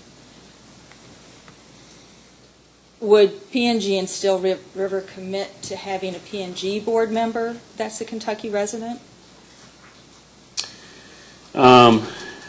It's not how we've thought about it. We have, P&G is really the holding company It's not an operating utility business. I think having somebody from Kentucky on the ground at the utility makes more sense to me. We're not prejudiced against folks from Kentucky, but it just, at the holding company, it has less presence and really less meaning. I think at the utility, that's where you really want, because you want the utility making decisions on the ground level that impact the community, and then those are obviously fed up to the P&G board, who's looking at it sort of big picture. So it doesn't strike me that makes sense, but I'm not sure anyone's necessarily opposed to that, but it's just sort of how we thought of it. And let me explain just a little bit the thinking behind it, so that it might be something you take with it. Okay. And that's the commission has a concern that decisions made at the holding company that actually impact the Kentucky-based company, so that a decision is made and the Kentucky entity is not necessarily, doesn't have a voice in that overall decision. So that's the thinking behind it and the concern. Sure. To make sure that there's a voice representing the Kentucky utility where decisions are made. And, Yeah. and in recognizing that the nature of this corporate entity is different. As you Yeah. said, it is a private entity, it's not a public entity. Yeah, and and I think it's a good point, and I think sort of what happens is that each of the subsidiary boards, I mean those issues come up to the P&G board, so it wouldn't be unheard, right? If there were a concern at the Delta board that the P&G wouldn't be aware of, and I'll just say this, we run a good utility. And we're proud of the company that I lead and that I'm a part of and that our investors are. We spend a lot more than our predecessors did in the community as far as supporting agencies and helping people in need. We've taken, we've committed to continuing what's being done here, but I can tell you we've done that in every acquisition, and every acquisition we've done more, and we've improved it. And I think if you look at our business, all we are is basically utilities. There's little tiny unregulated businesses here. Delta has some, we have some, but we're basically just utility businesses. And having spent almost half my life in utility businesses, I get having a relationship and doing things the right way for the commission is really, really important for us. How we do that is we treat our customers very well, and we do what's important to them. We help them. We're a partner with them. If it's somebody who can't afford to pay their bill, we work with those agencies to help them. If it's a developer who wants to grow the business, we help them achieve what he's trying to do. How I get that to happen is I treat my employees well. And so if I treat my employees well and they feel good about it, they then treat the customers well. And if the customers like us, we're hoping at the end of the day the commission looks good, well on us, right? And so all of the things that you're asking, we get, and you want me to make a commitment that I'm going to treat my employees well, I'll make that commitment. You want to say you want to treat your customers well, I'm going to treat those customers well, and that I understand how important this commission is, and having a connection with the policies and the vision of what this commission is trying to achieve. We want to be completely tied into that and connected, and we want to be a company that's doing the things you want us to be doing and prioritizing the things that you want us to prioritize. All of those things, that's all we do. I don't have a drilling company here. I don't have a midstream company here. A lot of the utilities we've put together came from those worlds, and people made decisions on where they were going to invest capital and said, you know what, this utilities don't get a great return. We can make a lot of money here. We can invest capital here. We won't invest it here. We'll hire people here. We won't hire. All we are is utilities. That's all we are. And we think we get it. We understand it. And I truly feel this is a good transaction for the people in Kentucky, because we're going to take good people who know how to run a utility and allow them to do more and give them tools to do more. And to be able to provide better service to people and to try to grow and help the state grow and create more jobs, and to be a positive to what's potentially could be here and where Delta is served, or close to where Delta is served.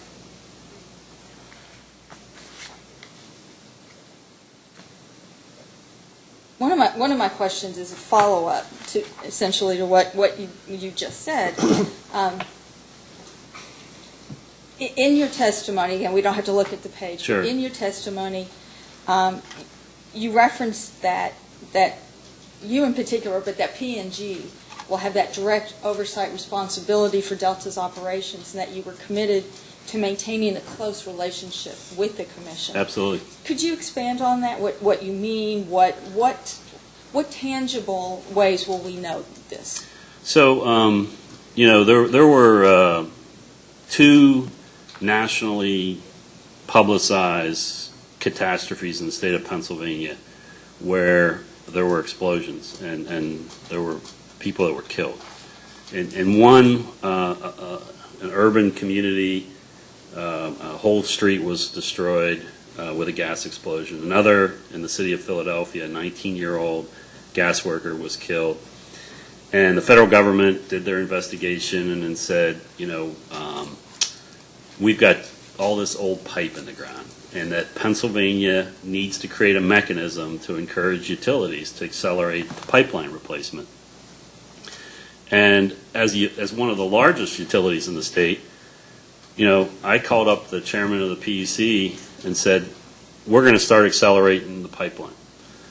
And we'll support you on what you need to get us others to do it, but we're going to be your model. We're going to do, because it's the right thing to do, it's important to you, we're going to do that. And so we started, before any legislative discussions, before any policies or regulation from the commission, we started accelerating the pipeline replacement in Pittsburgh and taking out cast iron.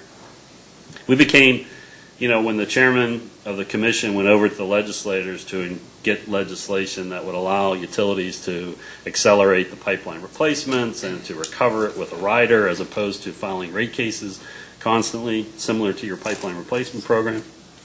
He had somebody to point to say, here's a company that's doing it.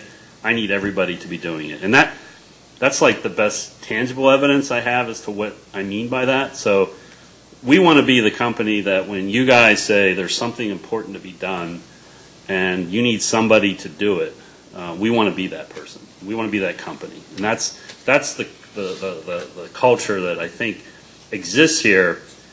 But I think what will enable it even more is to say we'll have capital to do it. If typically it involves challenge, whether it's expanding your footprint, whether it's replacing pipe, whatever, putting in new technology, giving consumers new things. Typically, it takes capital to do it, and that's what we bring to that. We get it. We know what's important to you is important to us. That's what we get, but then we bring that last element that says now we have capital to do it.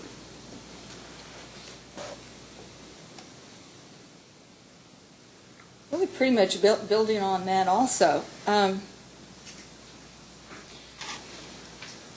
Also in the testimony was reference to P&G's expanding the footprint into underserved rural communities.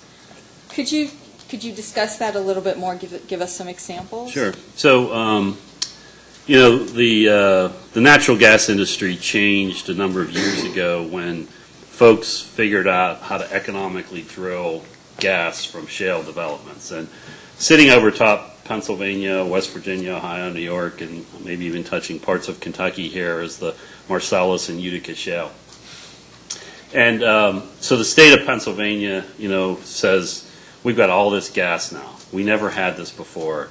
We've got to grow the economy of Pennsylvania using this as an impetus to help bring manufacturers, create jobs, drilling company, all this stuff, right? This is going to help.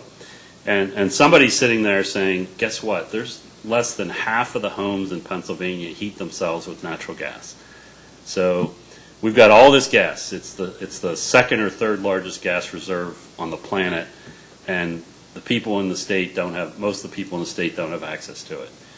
And so we put a program before the commission, a pilot program, didn't require legislation, and said we want to try to start getting to these communities, and the issues Glenn talked about of having non-economic periods of time is what we experienced. So we have towns of 900 people last year that we built a pipeline to it, and we've got right now about 500 of them signed up, but initially we had 100. No utility would build that pipeline based on 100. We looked at the 900 and said if we build that, we will eventually get all those customers over. And so we did that. We've expanded into, I'm going to say, I'm just guessing here, about a dozen small communities in Pennsylvania just starting this last year. In every one of those instances, we never would have made any one of those investments had we looked at how many people signed up that first year. We looked at the town and said, we will eventually get those people over time. And so we're executing on something that the commission said was important. We have legislation now in Pennsylvania around expanding this footprint and creating a rider similar to the pipeline replacement program, because legislators are now getting this is an important issue. These are constituents that have just as much right as somebody living in an urban area to have natural gas, all those political reasons, and it's good for the state. It expands the use of gas, so it creates a bigger market for people who want to drill. And so finally it's getting some political support for something that the commission said to the utilities, this is important. And only a few of us in the state are actually have these expansion programs. Many of the utilities aren't doing it. And if you ask me why, I'm not sure. But for us, it was something as simple as it's important for the commission. We think we're looking at it in the long term. We have access to capital. We're willing to suffer the quarters that Glenn's not willing to suffer. But long term, it creates value in the long run for everybody. Do you have any particular targets in mind for Kentucky?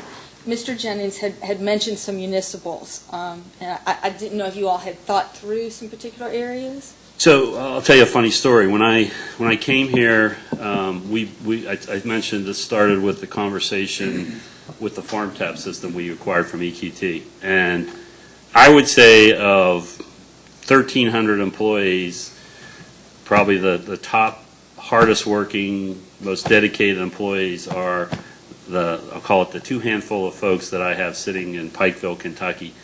And those guys, when I met them, they said to me, if we don't grow this business, you're going to sell us. And I just was meeting them. And I'm like, don't go there. You got a good business. We'll work on it. And they said, no, we're going to find opportunities to grow this business. And they came back the next time I came back down to visit them and had a list of towns and said, we did this on our own because we want to grow this business. There's a lot of natural gas in Kentucky. There's a lot of people that want it. And they gave me a list of towns that we wanted to expand. We're a farm tap system, not a utility. And I sat there and that stayed with me. And I said, if ever we have a utility business that can actually lay pipe and do all these things, there has to be this opportunity. So Glenn and I have had high-level conversations. I still have that slip of paper that the staff put together. One of my guys still has it, but I know the folks in Delta have ideas on places that they've thought about. We haven't put that business plan together, but that's going to be one of the first things we want to do is to make sure that if those opportunities are here, that becomes a priority, and to empower the employees to say, it doesn't have to work it doesn't have to work the first year. If we can put a plan together that says maybe years 2, 3, we get all those customers to tie into the system. Now it works. We'll be willing to make those investments.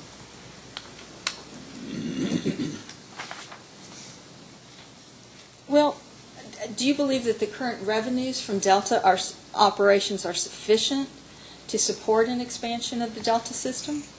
I mean, the beauty of expanding a system is you get more customers and you get more revenues, right? So over time, you actually make the system over time more efficient, right? Because a lot of a utility's costs are fixed. And so having more customers is a good thing because the cost per customer goes down. When I first came to Peoples, we were in the fourth quartile of the AGA companies under the predecessor owner as far as costs per customer. And we're now in like the second or top quartile. And I kept saying to folks, it's not about cutting costs, it's about adding customers, right? The denominator, the cost per customer, is a combination of those two factors. And so growing a customer base it actually benefits everybody in the long run.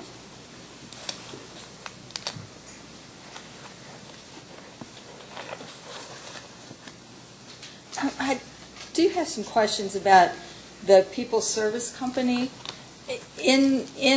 Throughout the record, there's been some discussion about in the future, and let me back up, People Service Company being primarily a customer service-focused entity. So some thoughts that currently there's no plan to move Delta's customer service away from that.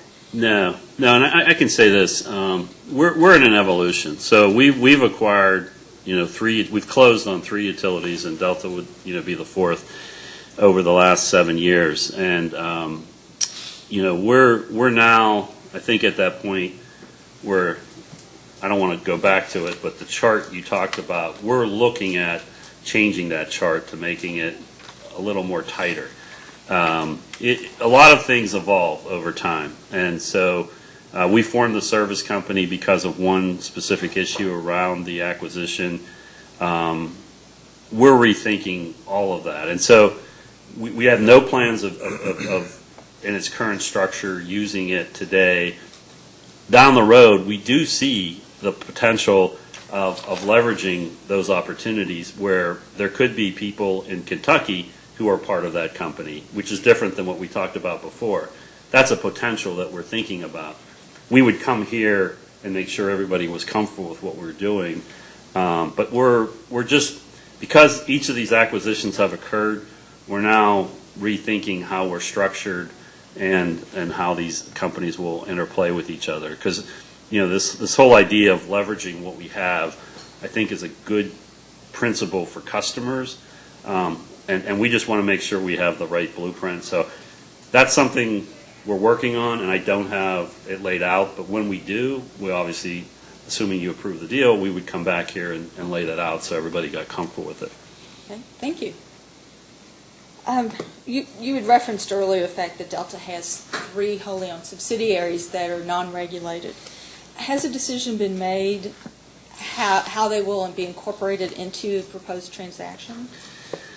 We're going to keep all those businesses, so that's important. The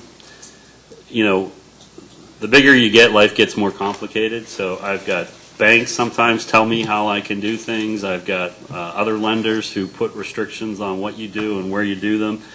And so, and we obviously have commission folks that will always be respectful and prioritize. But how they ultimately lay out on the structure, they could possibly move from where they are.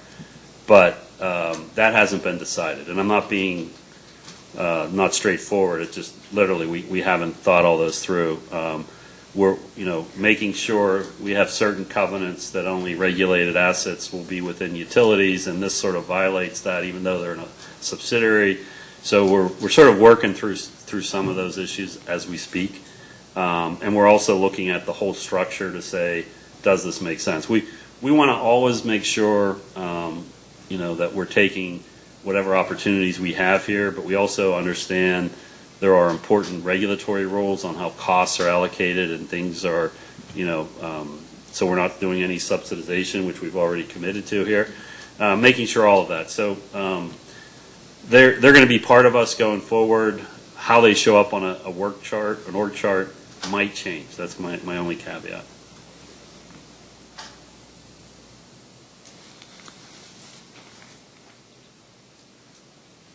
Does P&G have a centralized call center?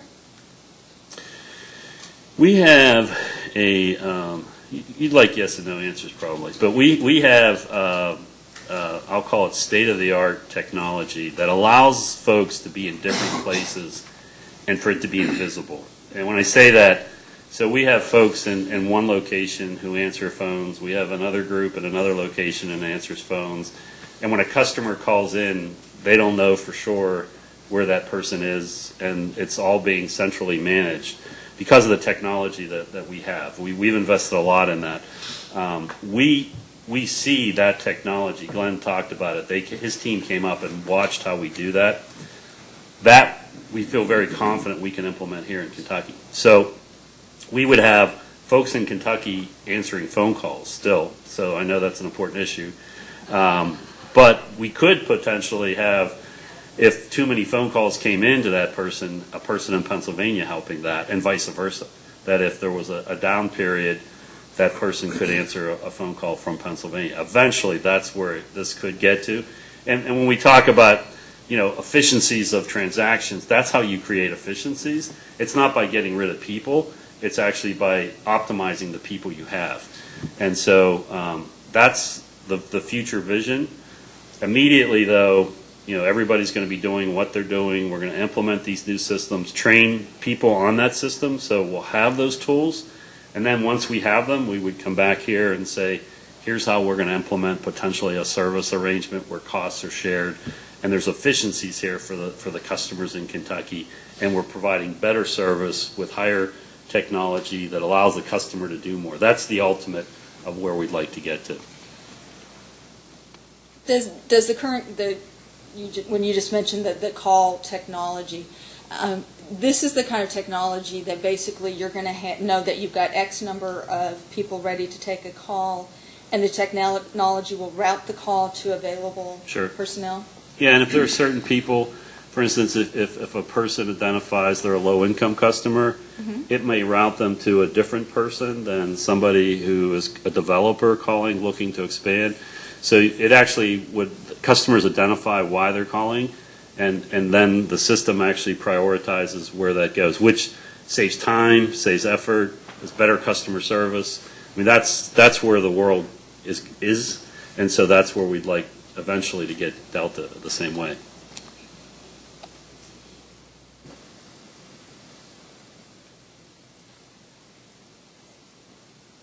In one piece of the direct testimony, there was the possibility of establishing a call center in Kentucky. Yes. Is there any concrete plan for that, or is it to be determined? I think there's a high probability of it, almost a certainty. We don't have it drawn up. One of the things we talk about is we've tried not to, close on the deal before this commission gave us approval to. So none of my IT people have been down to Winchester or any of the other locations. They haven't gone through and sat down with the call center folks to talk about it. And the reason for that is it's so distracting, and it gets people off of what that phone call that's coming in now, and it gets them thinking about the future. And so we've consciously not done that. So I don't have a lot of that. I'm going with what my gut tells me, is that eventually when our folks are here, we've got people that know this system, know these customers, know this area. We train them on the system, they become even more valuable. And keeping them here makes so much sense. When I took over at Peoples, the call center was located in North Carolina because the prior owner had put it out for bid, and the cheapest call center was in North Carolina. And the commission ranked call centers based on customer complaints, based on accuracy, ability to help customers, and we had the worst call center in the state. And we brought it back to where the business is, where those customers are, and we went to be the best. We went from the bottom to the top in Pennsylvania. And I learned a lesson there and said, having people who know where people live, understand those issues, understand the system, there's a lot of value, and those phone calls will be shorter, and you'll be happier customer. Hopefully the commission likes me a little better. I don't know. We have no more questions. Commissioner Cicero? So let's stay on the investment in IT systems. You talked about utilize SAP, which is a fairly inflexible system and a very expensive system. Yeah. It's very powerful too, though. It's very powerful, but it's the expensive part. In implementing it into Kentucky, what type of investment do you see, and is that going to be transactional related, or is that basically going to eventually be ratepayer based? At least for the initial. Yeah, and so what you're talking about is not the initial investment in the SAP system we have. We've Right. got the hardware, we've got that. That's So your what- 47 million investment that you've already. Exactly. And so what we're talking about is leveraging that investment into Kentucky. So the incremental investment, we expect to be a fraction of that. I don't know the exact number because we haven't done all that work, but that the benefits of that become, and so what we've done, because you sort of described SAP, which if you were listening to that description, you'd say, why in the world would you want that system? I've seen the power of it. So we have implemented systems in front of the SAP system that a lot of the people deal with. We've gotten it to where it's so easy for our call center people to go through using a front-end system that feeds into SAP that we're now taking that exact same system and putting it out on our web so customers can actually order a new meter at their house. They can schedule service without having to pick up a phone and call the call center by using the front-end system that we have on our website. It goes right into SAP. SAP schedules the work out in the field, and that work gets scheduled, comes back to the person, tells them it's been scheduled. They haven't talked to a person yet. This is all SAP putting the work order into the system. It's incredibly powerful, and what it does is it improves accuracy and the timeliness of when somebody wants something and when it can actually occur. It expedites that immensely. So SAP is a very tough system to get trained on. The financial folks probably will have fun figuring out how that works. But for the customer service folks, we've spent a lot of time understanding how to make that better, not more difficult for them, to the point where we think it's eventually, customers could be doing a lot of this on their own, which should make for happier customers. Things get done faster. They know when it's going to. It's like you order today in FedEx, right? You can track that package. You can do that with SAP. You can track and order now to know where it is and who's coming and what's going to happen. We could never do that with our manual systems, and I don't think Delta could do that today. So there's still two questions that remain. Okay. One, the part that's unanswered, which I is, don't know exactly what it's going to cost. and is that transactional or ratepayer future based? We At see least it. the initial investment. Yeah, we see it as a rate-based investment because we're putting in new systems, replacing antiquated systems. These are systems that Delta would like to do today, but they can't afford it. And it will be cheaper by using our base than if they had gone out and done this on their own. It'd be substantially more. So they're going to get the Delta customers, assuming you guys approve all this, because this will all come back here, they're going to get a better system for a significantly cheaper capital investment than if this deal hadn't occurred. So there's a consensus that Delta's current IT systems are antiquated. Because if they've recently been replaced, then I wouldn't classify that. Well, I'm probably generalizing here. They have a lot of manual processes. I know that. Well, let's go back to your statement regarding I presume it's an interface system that is at the front of that software. Right. Are you customizing that, or is that some canned package? No, we have folks who've been in our place since we've implemented SAP who are helping us with that. So it's customized? It's customized. It's a product that they market to other utilities, though. Okay, because usually when you get into a customized interface and the base software goes through an upgrade process, then your You've got customized challenges. interface doesn't necessarily work. No, in this system, the folks who I'll say created this system are all SAP folks, and so they are completely tied in, and they've got, I want to say, half a dozen large utility clients like us. So how long have you been utilizing SAP? Since I'd say 18 months after we closed February 2010, so 2011. Okay, so you've got some history with Oh, it. yeah. And you understand the difficulties of the Absolutely. customer. And our people hated it at the beginning, and today they don't know how we'd work without it. Let's go to the employment contracts one last time. Okay?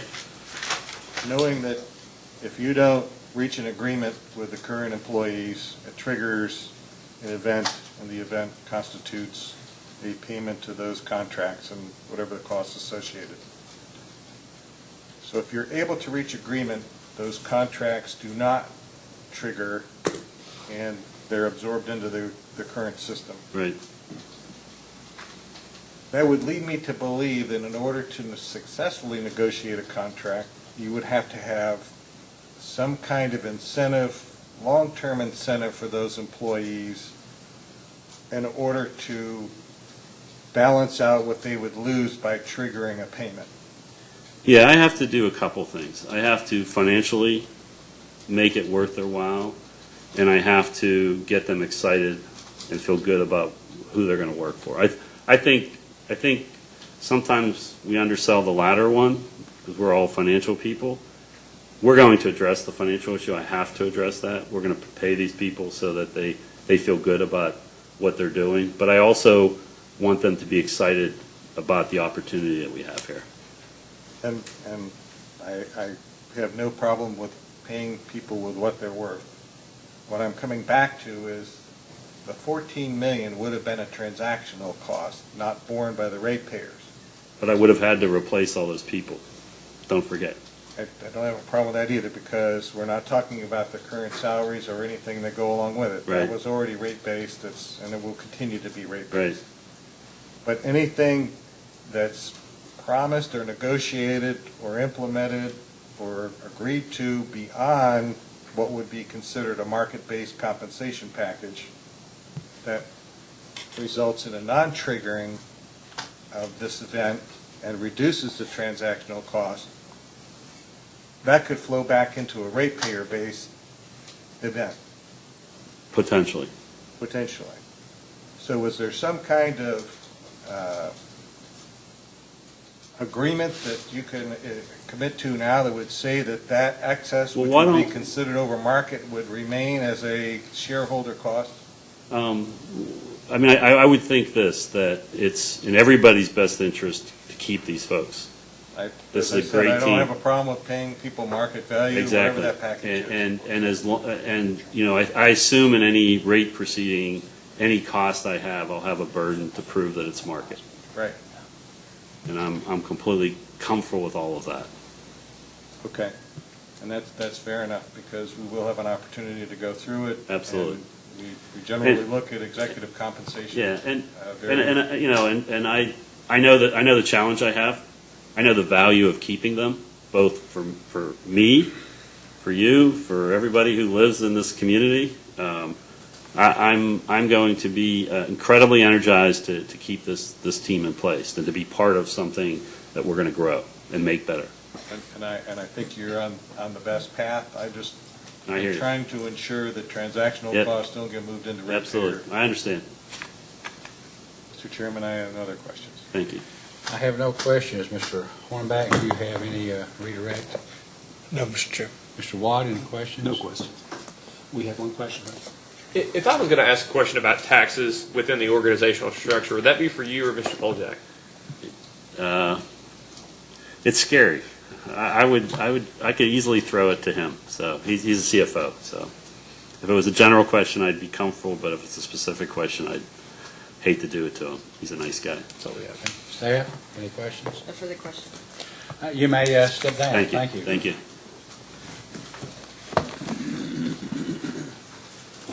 Hornback, you may call your next witness. Thank you, Mr. Chairman. Preston Poljak will be the next witness.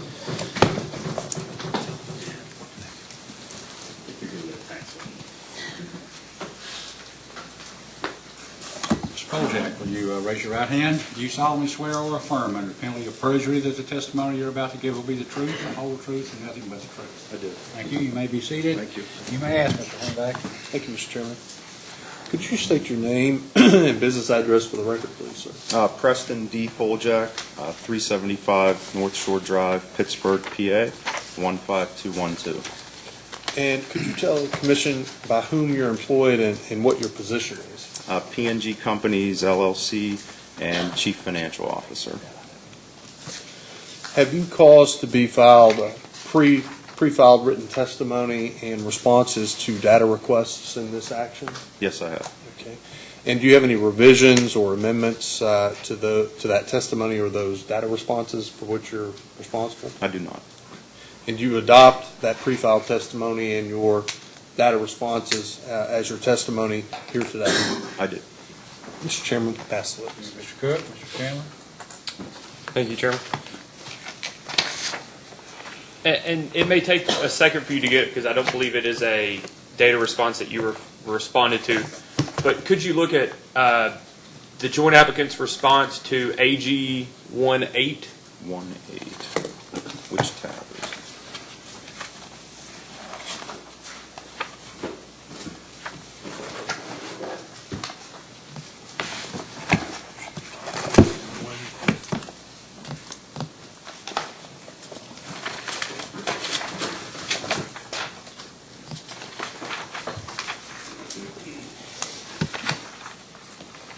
Okay. To the best of your knowledge, is that amount there listed as the capital structure for Delta, is that still your understanding of generally what the capital structure of Delta is? Yes. Okay. And can you refer to your response to AG 17? Okay. And I think there was an attachment which I'll provide. Sure.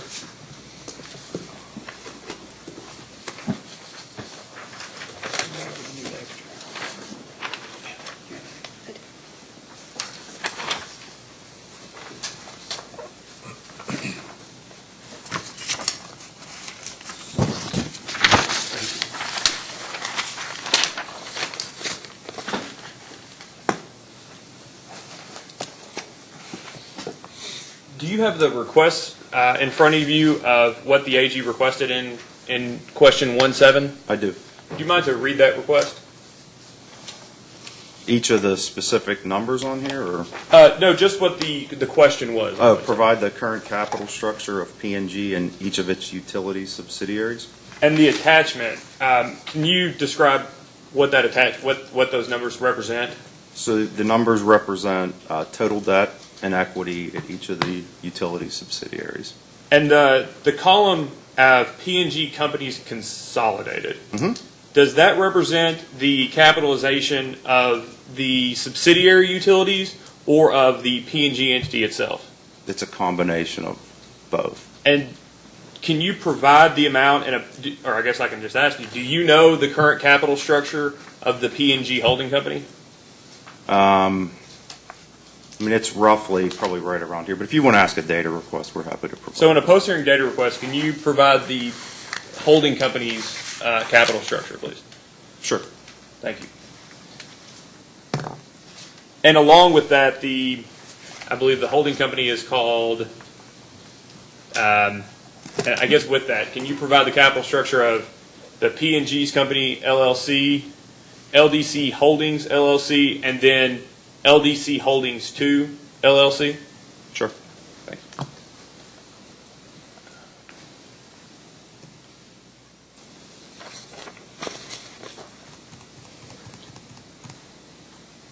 To ensure a limited amount of what it can be referred to as double leverage, to limit the amount of that that's possible, whereby P&G can capitalize Delta through debt, which is generally cheaper than the return on equity in which P&G owns Delta through, will the joint applicants commit to maintaining a minimum debt to capitalization ratio at the ratio currently maintained by Delta, which is roughly 40% of total capitalization? A 40% minimum debt? Debt. So I think the companies have already committed to a maximum of 55%. Would you commit to a floor of, roughly what it is now, which is 40% So debt can't go below 40%? of total capitalization. Yeah, I think we would consider that, sure. Can you provide that commitment at a post-hearing data request? Sure. Whether you will or will not? Yeah, we'll Thank you. consider that in the data, yeah. And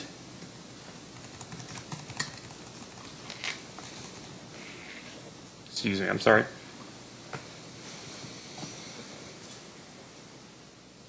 And just as a general question, are you aware of the previous acquisitions made by either LDC Holdings, LDC Holdings 2, or the P&G's company, LLC? Of the previous acquisitions? The previous acquisitions of utilities? The equitable acquisition, yes. And was the process of acquisition the same, whereby, I think it's best, I guess, were they also reverse triangular mergers whereby the parent company dropped a submerger and the acquired utility was the eventual surviving entity? Does that make sense? I believe so, but if you want to ask a data request, we can confirm that. And can you provide that post-hearing Sure, data request? yes. Thank you. And in referring to the organizational structure that was provided in response to staff initial question 9. Okay. Is it in?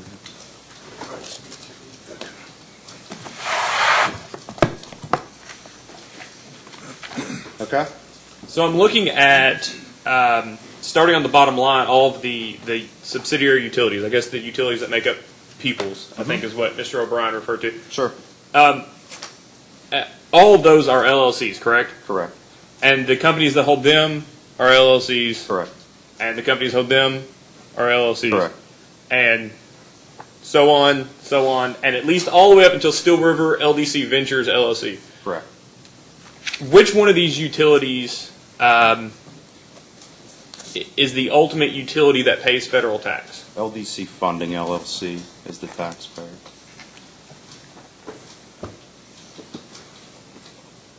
And will that be the utility that ultimately will be subject to the taxes should the transaction close Correct. for Delta? Delta will be a part of a group consolidated return, I think is the right. And the consolidated return will be filed under LDC Funding LLC. Okay. That's all I have, Chairman. Staff, questions? Yes. Good morning. Mr. Morning. Still morning? Yeah.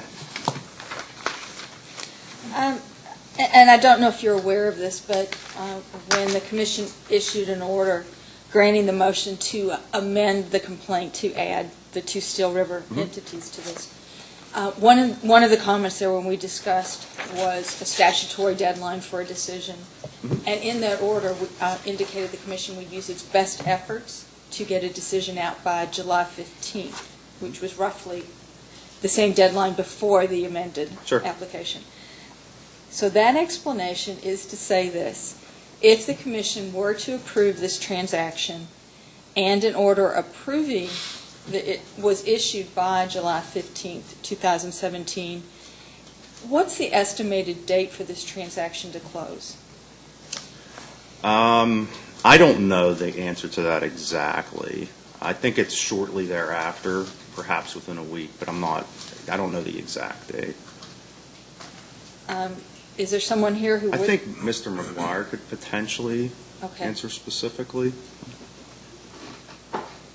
I will say that question. Okay.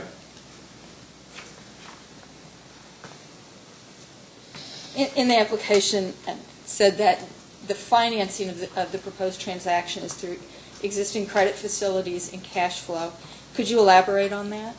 Sure. So the transaction will be funded through a combination of debt and equity, essentially, through P&G companies. So the initial funding would be a borrowing to facilitate the transaction with equity contributions coming in, ultimately capitalizing it in a 50% equity, 50% debt manner.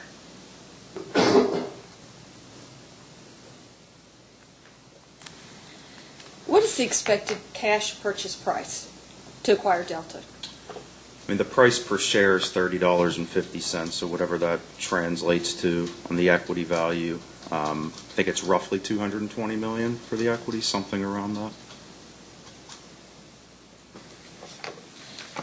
And do you know what the estimated costs are to close the proposed transaction? Not off the top of my head, no. We will not ask that in a post-transaction Okay. request. Has P&G identified any preliminary cost savings that would result from the synergies from the proposed? I think the conversion from a public company with the oversight and things that come along with that going to a private entity, we would expect some administrative savings initially, and that's pretty much it.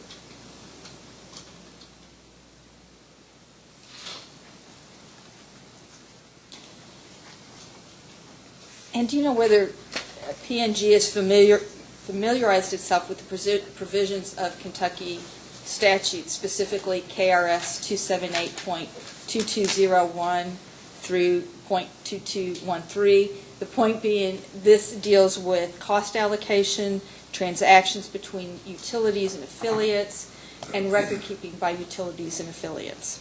I'm not very familiar, but our plan would be to obviously understand that, and to the extent we were going to enter into any transactions where costs would be allocated, we would certainly be familiar with and made sure we complied with those statutes.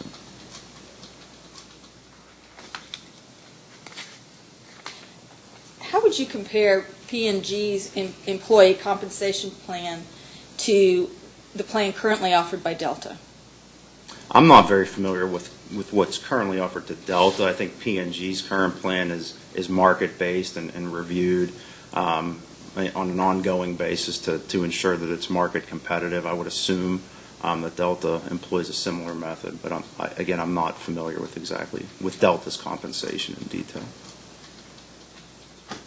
Do you know whether Delta employees will be assimilated into P&G's compensation benefits plan? That is not the plan currently. I think post-close we would clearly assess the plans and make that determination, but at this point we don't have anything specific on that. I do have one post-hearing data request, Sure. and again, this will be written up. But we would like to have a comparison of the employee benefits offered by P&G, Okay. those offered by Delta, and a per-employee cost for each benefit for Okay. calendar year 2016. Sure. We have no more questions at this time. Commissioner Cicero, questions? There were several ways in which the question was asked throughout this data request, but it asked about allocations. Mhm. And everywhere I read, it kept saying there will be no allocations, which, is there going to be no allocations from corporate down into Delta? Initially, no. When we do the assessment and determine the appropriate methodology to do that, and if it makes sense, then we would come back with some type of filing, I assume, to seek approval for that. But we've not assessed any type of allocation at this point.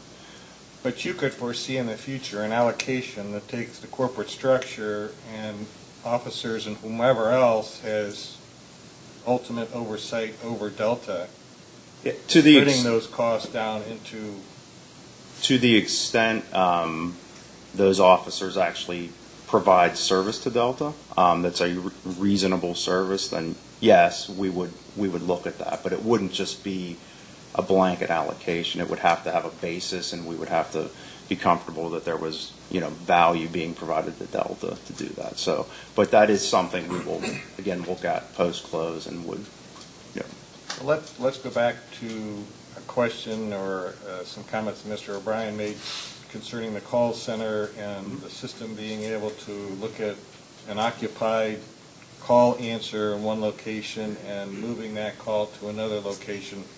So basically utilizing resources in different areas, not at the home base. What type of allocations would come in association with those types of services? So the way it works at P&G now is people directly track their time to the extent they're doing work for specific affiliates, to the extent, and this is probably more in the administrative area, that's not practical, but we know that things are being done across companies. Then we have various methods of allocation, whether it's invoices processed, for instance, in accounts payable, or other areas that we think are representative to that area that's the way to appropriately distribute those costs. So it depends. It's a combination of actually direct time, where people fill out a timesheet and would say, I did X amount, 4 hours here, 3 here, 1 there, and then others that's not practical. It would follow an allocation methodology. So you do foresee allocations in the future? To the extent, to the extent it makes sense and can be attributed to Delta, absolutely. So is the more direct method the dividend that will be paid to the parent company eventually from the subsidiary that's going to absorb those costs? Because there's obviously costs that have to be managed at the overhead level. The direct method would just, to the extent someone did work directly for Delta. No, but I didn't mean it that way. I Okay. meant the most direct pipeline of funding the corporate offices just by determining what the dividend would be and not basing it on an allocation method, but just, here's your results, this is the dividend. No, I mean, dividends are really a function of the results of the business, the expected capital spending and the cash flows, and we pay those based upon that and look to ultimately capitalize the businesses consistent with kind of what's outlined in each of the regulated frameworks. So we would not view that as a way to use that as a cost allocator. To the extent we had any cost being charged from P&G or any affiliate, it would be in the form of an invoice and with support behind it as to what it's for and what the methodology is. So. And I probably didn't state my comment the way you needed to hear it. Okay. Okay. I'm not talking about, I know there's this overhead structure that has to be funded somehow. Mm-hmm. Okay. And suppose that you don't have a good allocation method. Okay. I don't know how you currently do it with the subsidiaries you have, whether you're allocating directly down to them or whether the expectation is that they operate on their own and in the future everything is about cash flow, whether it's dividends or allocation payments or whatever it happens to be. But at some point, cash moves from the subsidiary to the parent. Mm-hmm. And the parent's expenses are covered either through their own internal operations with cash flowing up through a dividend, or you're allocating down through some basis of direct costs or some methodology that you use. Yeah. So I guess the question is, since there was so many times where it was said that there would be no allocation, if currently P&G or the corporate offices don't have some kind of direct allocation method, or if that does exist, and that's what's going to be implemented in terms of Delta. At this point, we don't have plans to implement that at Delta, I think is the answer. And before anything would be implemented at Delta, we would seek commission approval prior to doing that, was what we meant. So we don't have a plan currently post-close to say we're going to take P&G and push down. That is from our perspective, a post-closing analysis that needs to be done and then put forward in front of the commission for ultimate approval, I assume. So. Yeah, well, we want to look at the methodology. Absolutely, yeah, and that's our intent. So, yeah, so initially, we won't do anything absent that process. I don't have any other questions, Mr. Chairman. I have no questions. Mr. Hornback, redirect? I don't believe so, Mr. Chairman. Thank you. Mr. Watt, any questions? No. One single follow-up.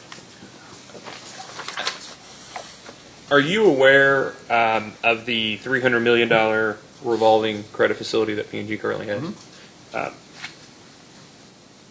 Previously, I think Mr. O'Brien was the respondent, but previously the joint applicants have responded that they intend on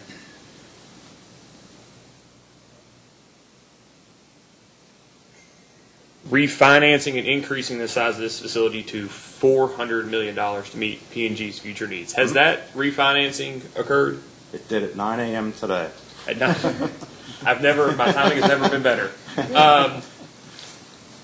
I'll go ahead and pass this out as a reference before I ask a question. This is the attachment to, I think, the first round from the Public Service Commission, attachment 17-1. Okay. Okay.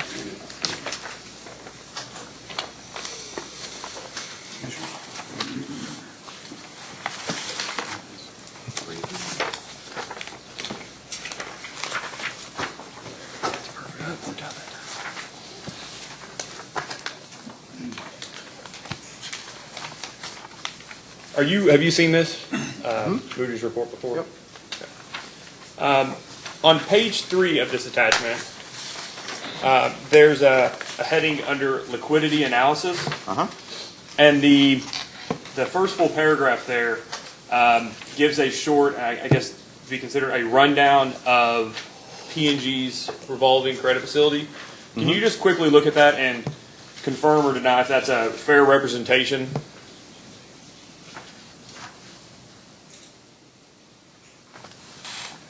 Yes. Okay. And so, obviously, the refinance portion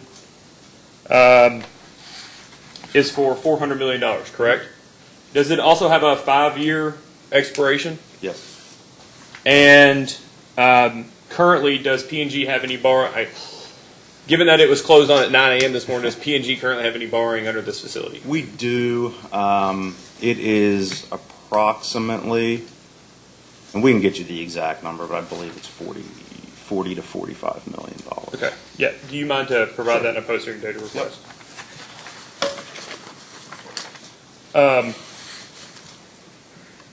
Does it also contain a covenant regarding the consolidated debt to consolidated capitalization ratio of 60% or less? Yep. And is it the rank? Is it still equal with the other senior secured notes? Okay. And finally, one other follow-up. I believe in response to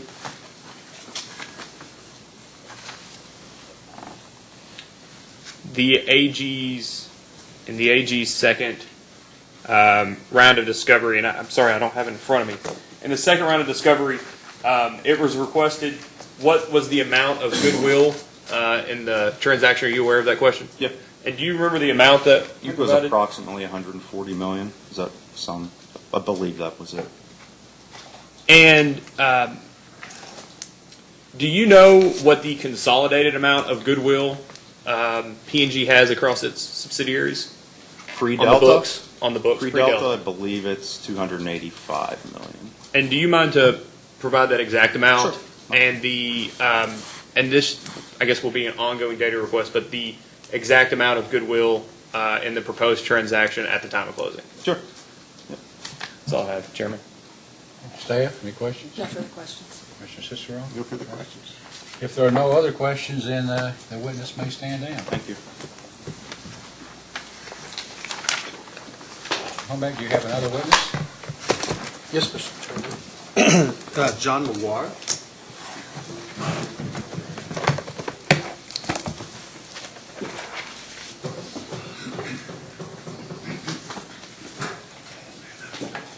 Mr. McGuire, do you solemnly swear or affirm under a penalty of perjury that the testimony you're about to give will be the truth, the whole truth, and nothing but the truth? Yes, I do. Thank you. You may be seated. Mr. Hornbeck, you may ask. Thank you, Mr. Chairman. Could you state your name and business address for the record, please, sir? John McGuire, business address 500 Fifth Avenue, New York 10110. And by whom are you employed and what's your position? I'm the Chief Legal Officer of Steel River Infrastructure Fund North America and Steel River LDC Investments. And Mr. McGuire, have you caused to be pre-filed written testimony and or responses to data requests in this action? Yes. And do you have any revisions or amendments to that testimony or those data responses here today? I do not. And do you adopt that pre-filed testimony and those data responses to which you were responsible as your testimony here today? Yes, I do. Mr. Chairman, I pass the witness. Thank you. Mr. Cook? We have no questions, Your Honor. Staff, any questions? We have a few questions. Good afternoon, Mr. McGuire. Good afternoon. Going back to that organizational chart, could you just give us an overview of Steel River, I want to make sure I get this correct, Steel River Infrastructure Fund North America LP and Steel River LDC Investments LP? And particularly an overview of who and what they are and what the role is in managing all of the entities below it. Sure. I'll do Steel River Infrastructure Fund North America LP as our main fund first. That is an infrastructure fund with a 20-year life, with investors from the institutional investor community in the U.S., Canada, and Europe, largely life insurance companies and pensions, folks with long-term investment goals. And we own, through Steel River Infrastructure Fund North America, 4 business lines, one of which, the most important one for our purposes, is the LDC platform through PNG Companies, LLC.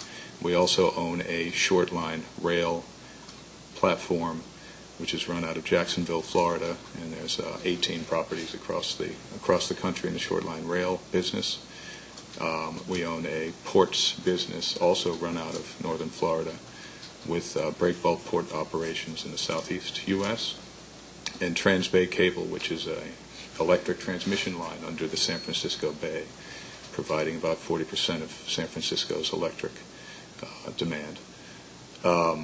We own those companies through this fund vehicle. It's the ultimate owner of PNG Companies and eventually would be the ultimate owner if the transaction is approved of Delta. In addition, there's Steel River LDC Investments, which is a simpler entity, which is solely focused on the LDC investment space and owns a minority stake in LDC Ventures, which in turn owns our LDC platform. So there's no other businesses that are owned by or associated with the LDC Investments entity. Thank you. When I asked Mr. Poljar the question about the estimated date for the closing of transaction, if the commission approves the transaction, but if an order is issued by July 15th, 2017, what would be the estimated closing date? I'd first ask a clarifying question. I think when we read through the order, we had understood that to be the earliest, that July 15th would be the earliest time that a decision might be rendered by the commission. That could be, I believe the range was July 15th to September 2nd on current expectation, which I understand can be changed by the decision of the commission. But so, firstly, our understanding is that would be earliest, not latest, but earliest July 15th. Thereafter, as Mr. Jennings and Mr. O'Brien have testified, the substantive regulatory conditions, being the approval under the Hart-Scott-Rodino Antitrust Act, clearance has been secured in that regard. The shareholder vote, as Mr. Jennings mentioned, was cleared last week. So the main substantive condition precedent to closing the transaction is the approval of the commission in that time frame. There are also other more minor conditions precedent, certificates of officers stating that all the representations and the warranties in the merger agreement are true as of the date of closing, etc. Those sort of more ministerial portions of the closing will occur shortly after any commission approval. We would expect that to be, and Mr. Poljak actually I think got that about right, to be shortly after the commission approval, should that be achieved in this transaction. We'll call it a week or two.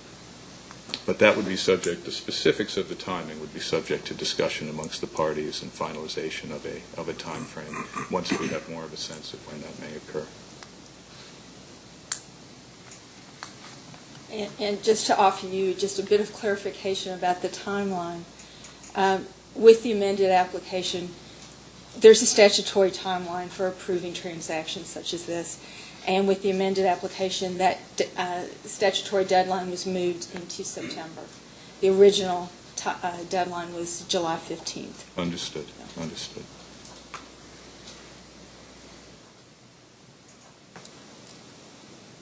We've heard from Mr. O'Brien how this proposed transaction fits into P&G's strategic plan. How does it fit into Steel Rivers? Is it aligned completely? Very much so. This is very much in the wheelhouse, if you will, of the types of acquisitions and investments that we at Steel River Infrastructure Fund North America pursue.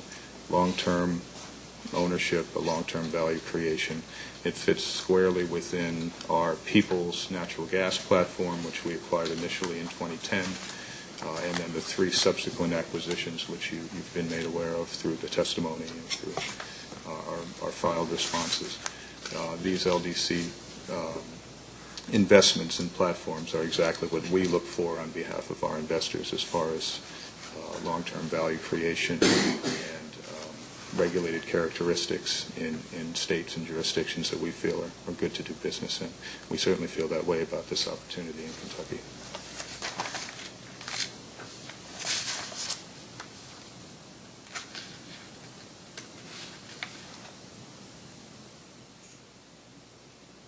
We have no further questions. Mr. Cicero? What kind of autonomy does your subsidiaries have with regard to corporate dictating or just letting them run, like P&G? Would it run basically autonomous to the head fund, or how would that work? Yes, I mean, from an operational perspective, the day-to-day operations of the current P&G platform, Peoples Natural Gas, Peoples TWP, are run at the P&G level and at those entity levels without particular interference or involvement from an upstream entity perspective. The operational day-to-day will remain, for purposes of Delta, the operational day-to-day operations of the company will continue to be run at the Delta and P&G levels. The P&G board will govern P&G operations, and there'll be a board, as we've discussed, at Delta, which also would have the governance sovereignty over that entity for purposes of governing the entity should the transaction be approved. So there would just be a monthly posting of results to the parent, and there's a great deal of interaction from an informational perspective and a great deal of information that flows up to the fund and to our sister fund at Steel River LDC Ventures. But the day-to-day operations would occur at the utility level below. But obviously board meetings happen at least quarterly. Update calls occur monthly. But that tends to be information flowing up from the company. so would you say then that when you look at the subsidiaries, it's their responsibility to identify target acquisition and then move it as a decision up to the parent? Or in the case of Delta, is that what happened? P&G identified Delta and said, here's a potential candidate, evaluate it? Yes, that is largely the way that would occur. There is also folks at Steel River who have relationships and contacts in the industry. So I would say that that's not solely a one-way street, if you will. That's an interactive proposition as far as identifying and pursuing opportunities from an acquisition perspective in particular. But that would primarily be something that occurs on the ground and gestates up to the fund, in addition to fund personnel being pretty across what occurs in the industry generally. You pretty much identified it as a 20-year fund, which makes it from an investor perspective much more long-term than the typical 5 to 7 year flip and move on to something else. That's not our business. So this is long-term. Our business is to own, for example, regulated utilities or ports assets or rail assets or electric transmission lines for the long term on behalf of our investors. That's our goal. Any other questions, Mr. Chairman? I have none. Mr. Hornback, any redirect? I don't believe so. Mr. Watt? AG? No questions, Your Honor. Taya? Questions? You may be excused. Thank you. Any other testimony on behalf of the applicants? I don't believe so, Mr. Chairman. Thank you. AG, you don't have a witness, do We you? do not have a witness, Your Honor. Okay. All right, thank you. In looking at or trying to keep track of the data request, it appeared to me as if the Attorney General's office had maybe 9 or 10, and maybe staff 2 or 3. So if staff can get their data requests in writing to the counsel for the applicants by the end of the day on Monday, the 12th, is 4 days or by the end of Friday, the 16th, is that enough time to provide the information? Is it? Okay, well, let's From use... Delta's standpoint, that's fine. I can't speak for P&G. Yep, that's fine. Okay. All right, well then, the AG's office and staff will file with attorneys for the applicants their post-hearing data requests by the end of the day on June 12th, and those responses will be due by the end of the day on Friday, June 16th. Counsel for applicants, do you desire to write a brief or to file anything in addition to the response to the post-hearing data request? Speaking for Delta, Your Honor, I think we would like to write a short brief on the merits of the applications. Okay. Mr. Hornback, do you have... Likewise any- for P&G. okay. What about, well, if we did that, how much time do you think, Mr. Watt, that you would need? I'm sure my client would like me to get it there as quickly as possible. Well, if you had a... when do we think we'll get the disc? Well, you can get the, I don't know, you ought to be able to get a copy of the videos online. We ought to be able to Videos get you online, a yeah. copy of that. I don't know, does anyone know how much time that might take? Probably tomorrow or something. I was going to say, we would need to speak to our reporter.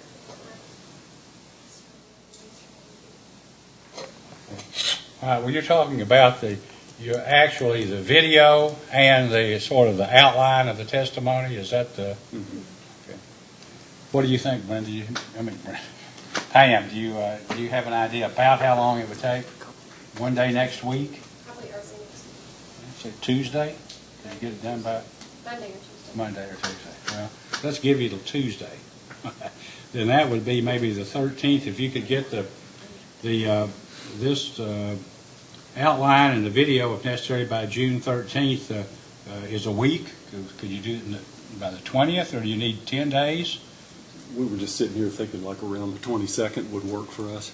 Okay. 2 weeks from today, sir. 2 weeks from today. All right, so that would be any brief on behalf of either or both applicants would be due on June 22nd. And then how much time, Mr. Cook, Mr. Chandler, would you like? Your Honor, I don't believe at this time that we'll need to file a brief.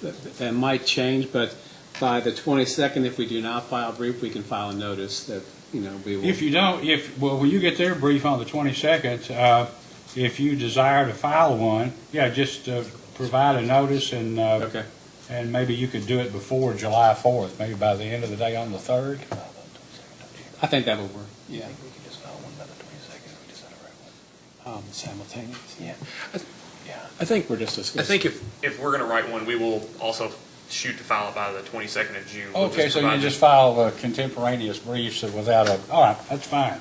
And they would both be due by the 22nd. I know we're to try to get this decision out by July 15th, so that's cutting it kind of close, Yes. right? Okay. All right, anything else, Ms. Vinsel, counsel for applicants, or? One thing, Mr. Chairman, on the timing issue, I'm sitting here optimistically believing we're going to get a favorable order. And if we do, Delta can save a considerable amount of money with respect to preparing and filing a Form 10K proxy statement and having audited financial statements performed. The sooner we can get an order and get the closing done. They typically would be going out like in September, is that right? But the preparation's got to start, like around the 1st of August at the latest. So We expect we'll have a decision before the 1st of August. Delta would certainly appreciate that, Mr. Chairman. That would be our intent, okay? Anything further that council need or would like to bring before the commission? No, staff has nothing further. All right, if that's the case, then hearing's adjourned. Thank you. Thank you, Mr. Chairman.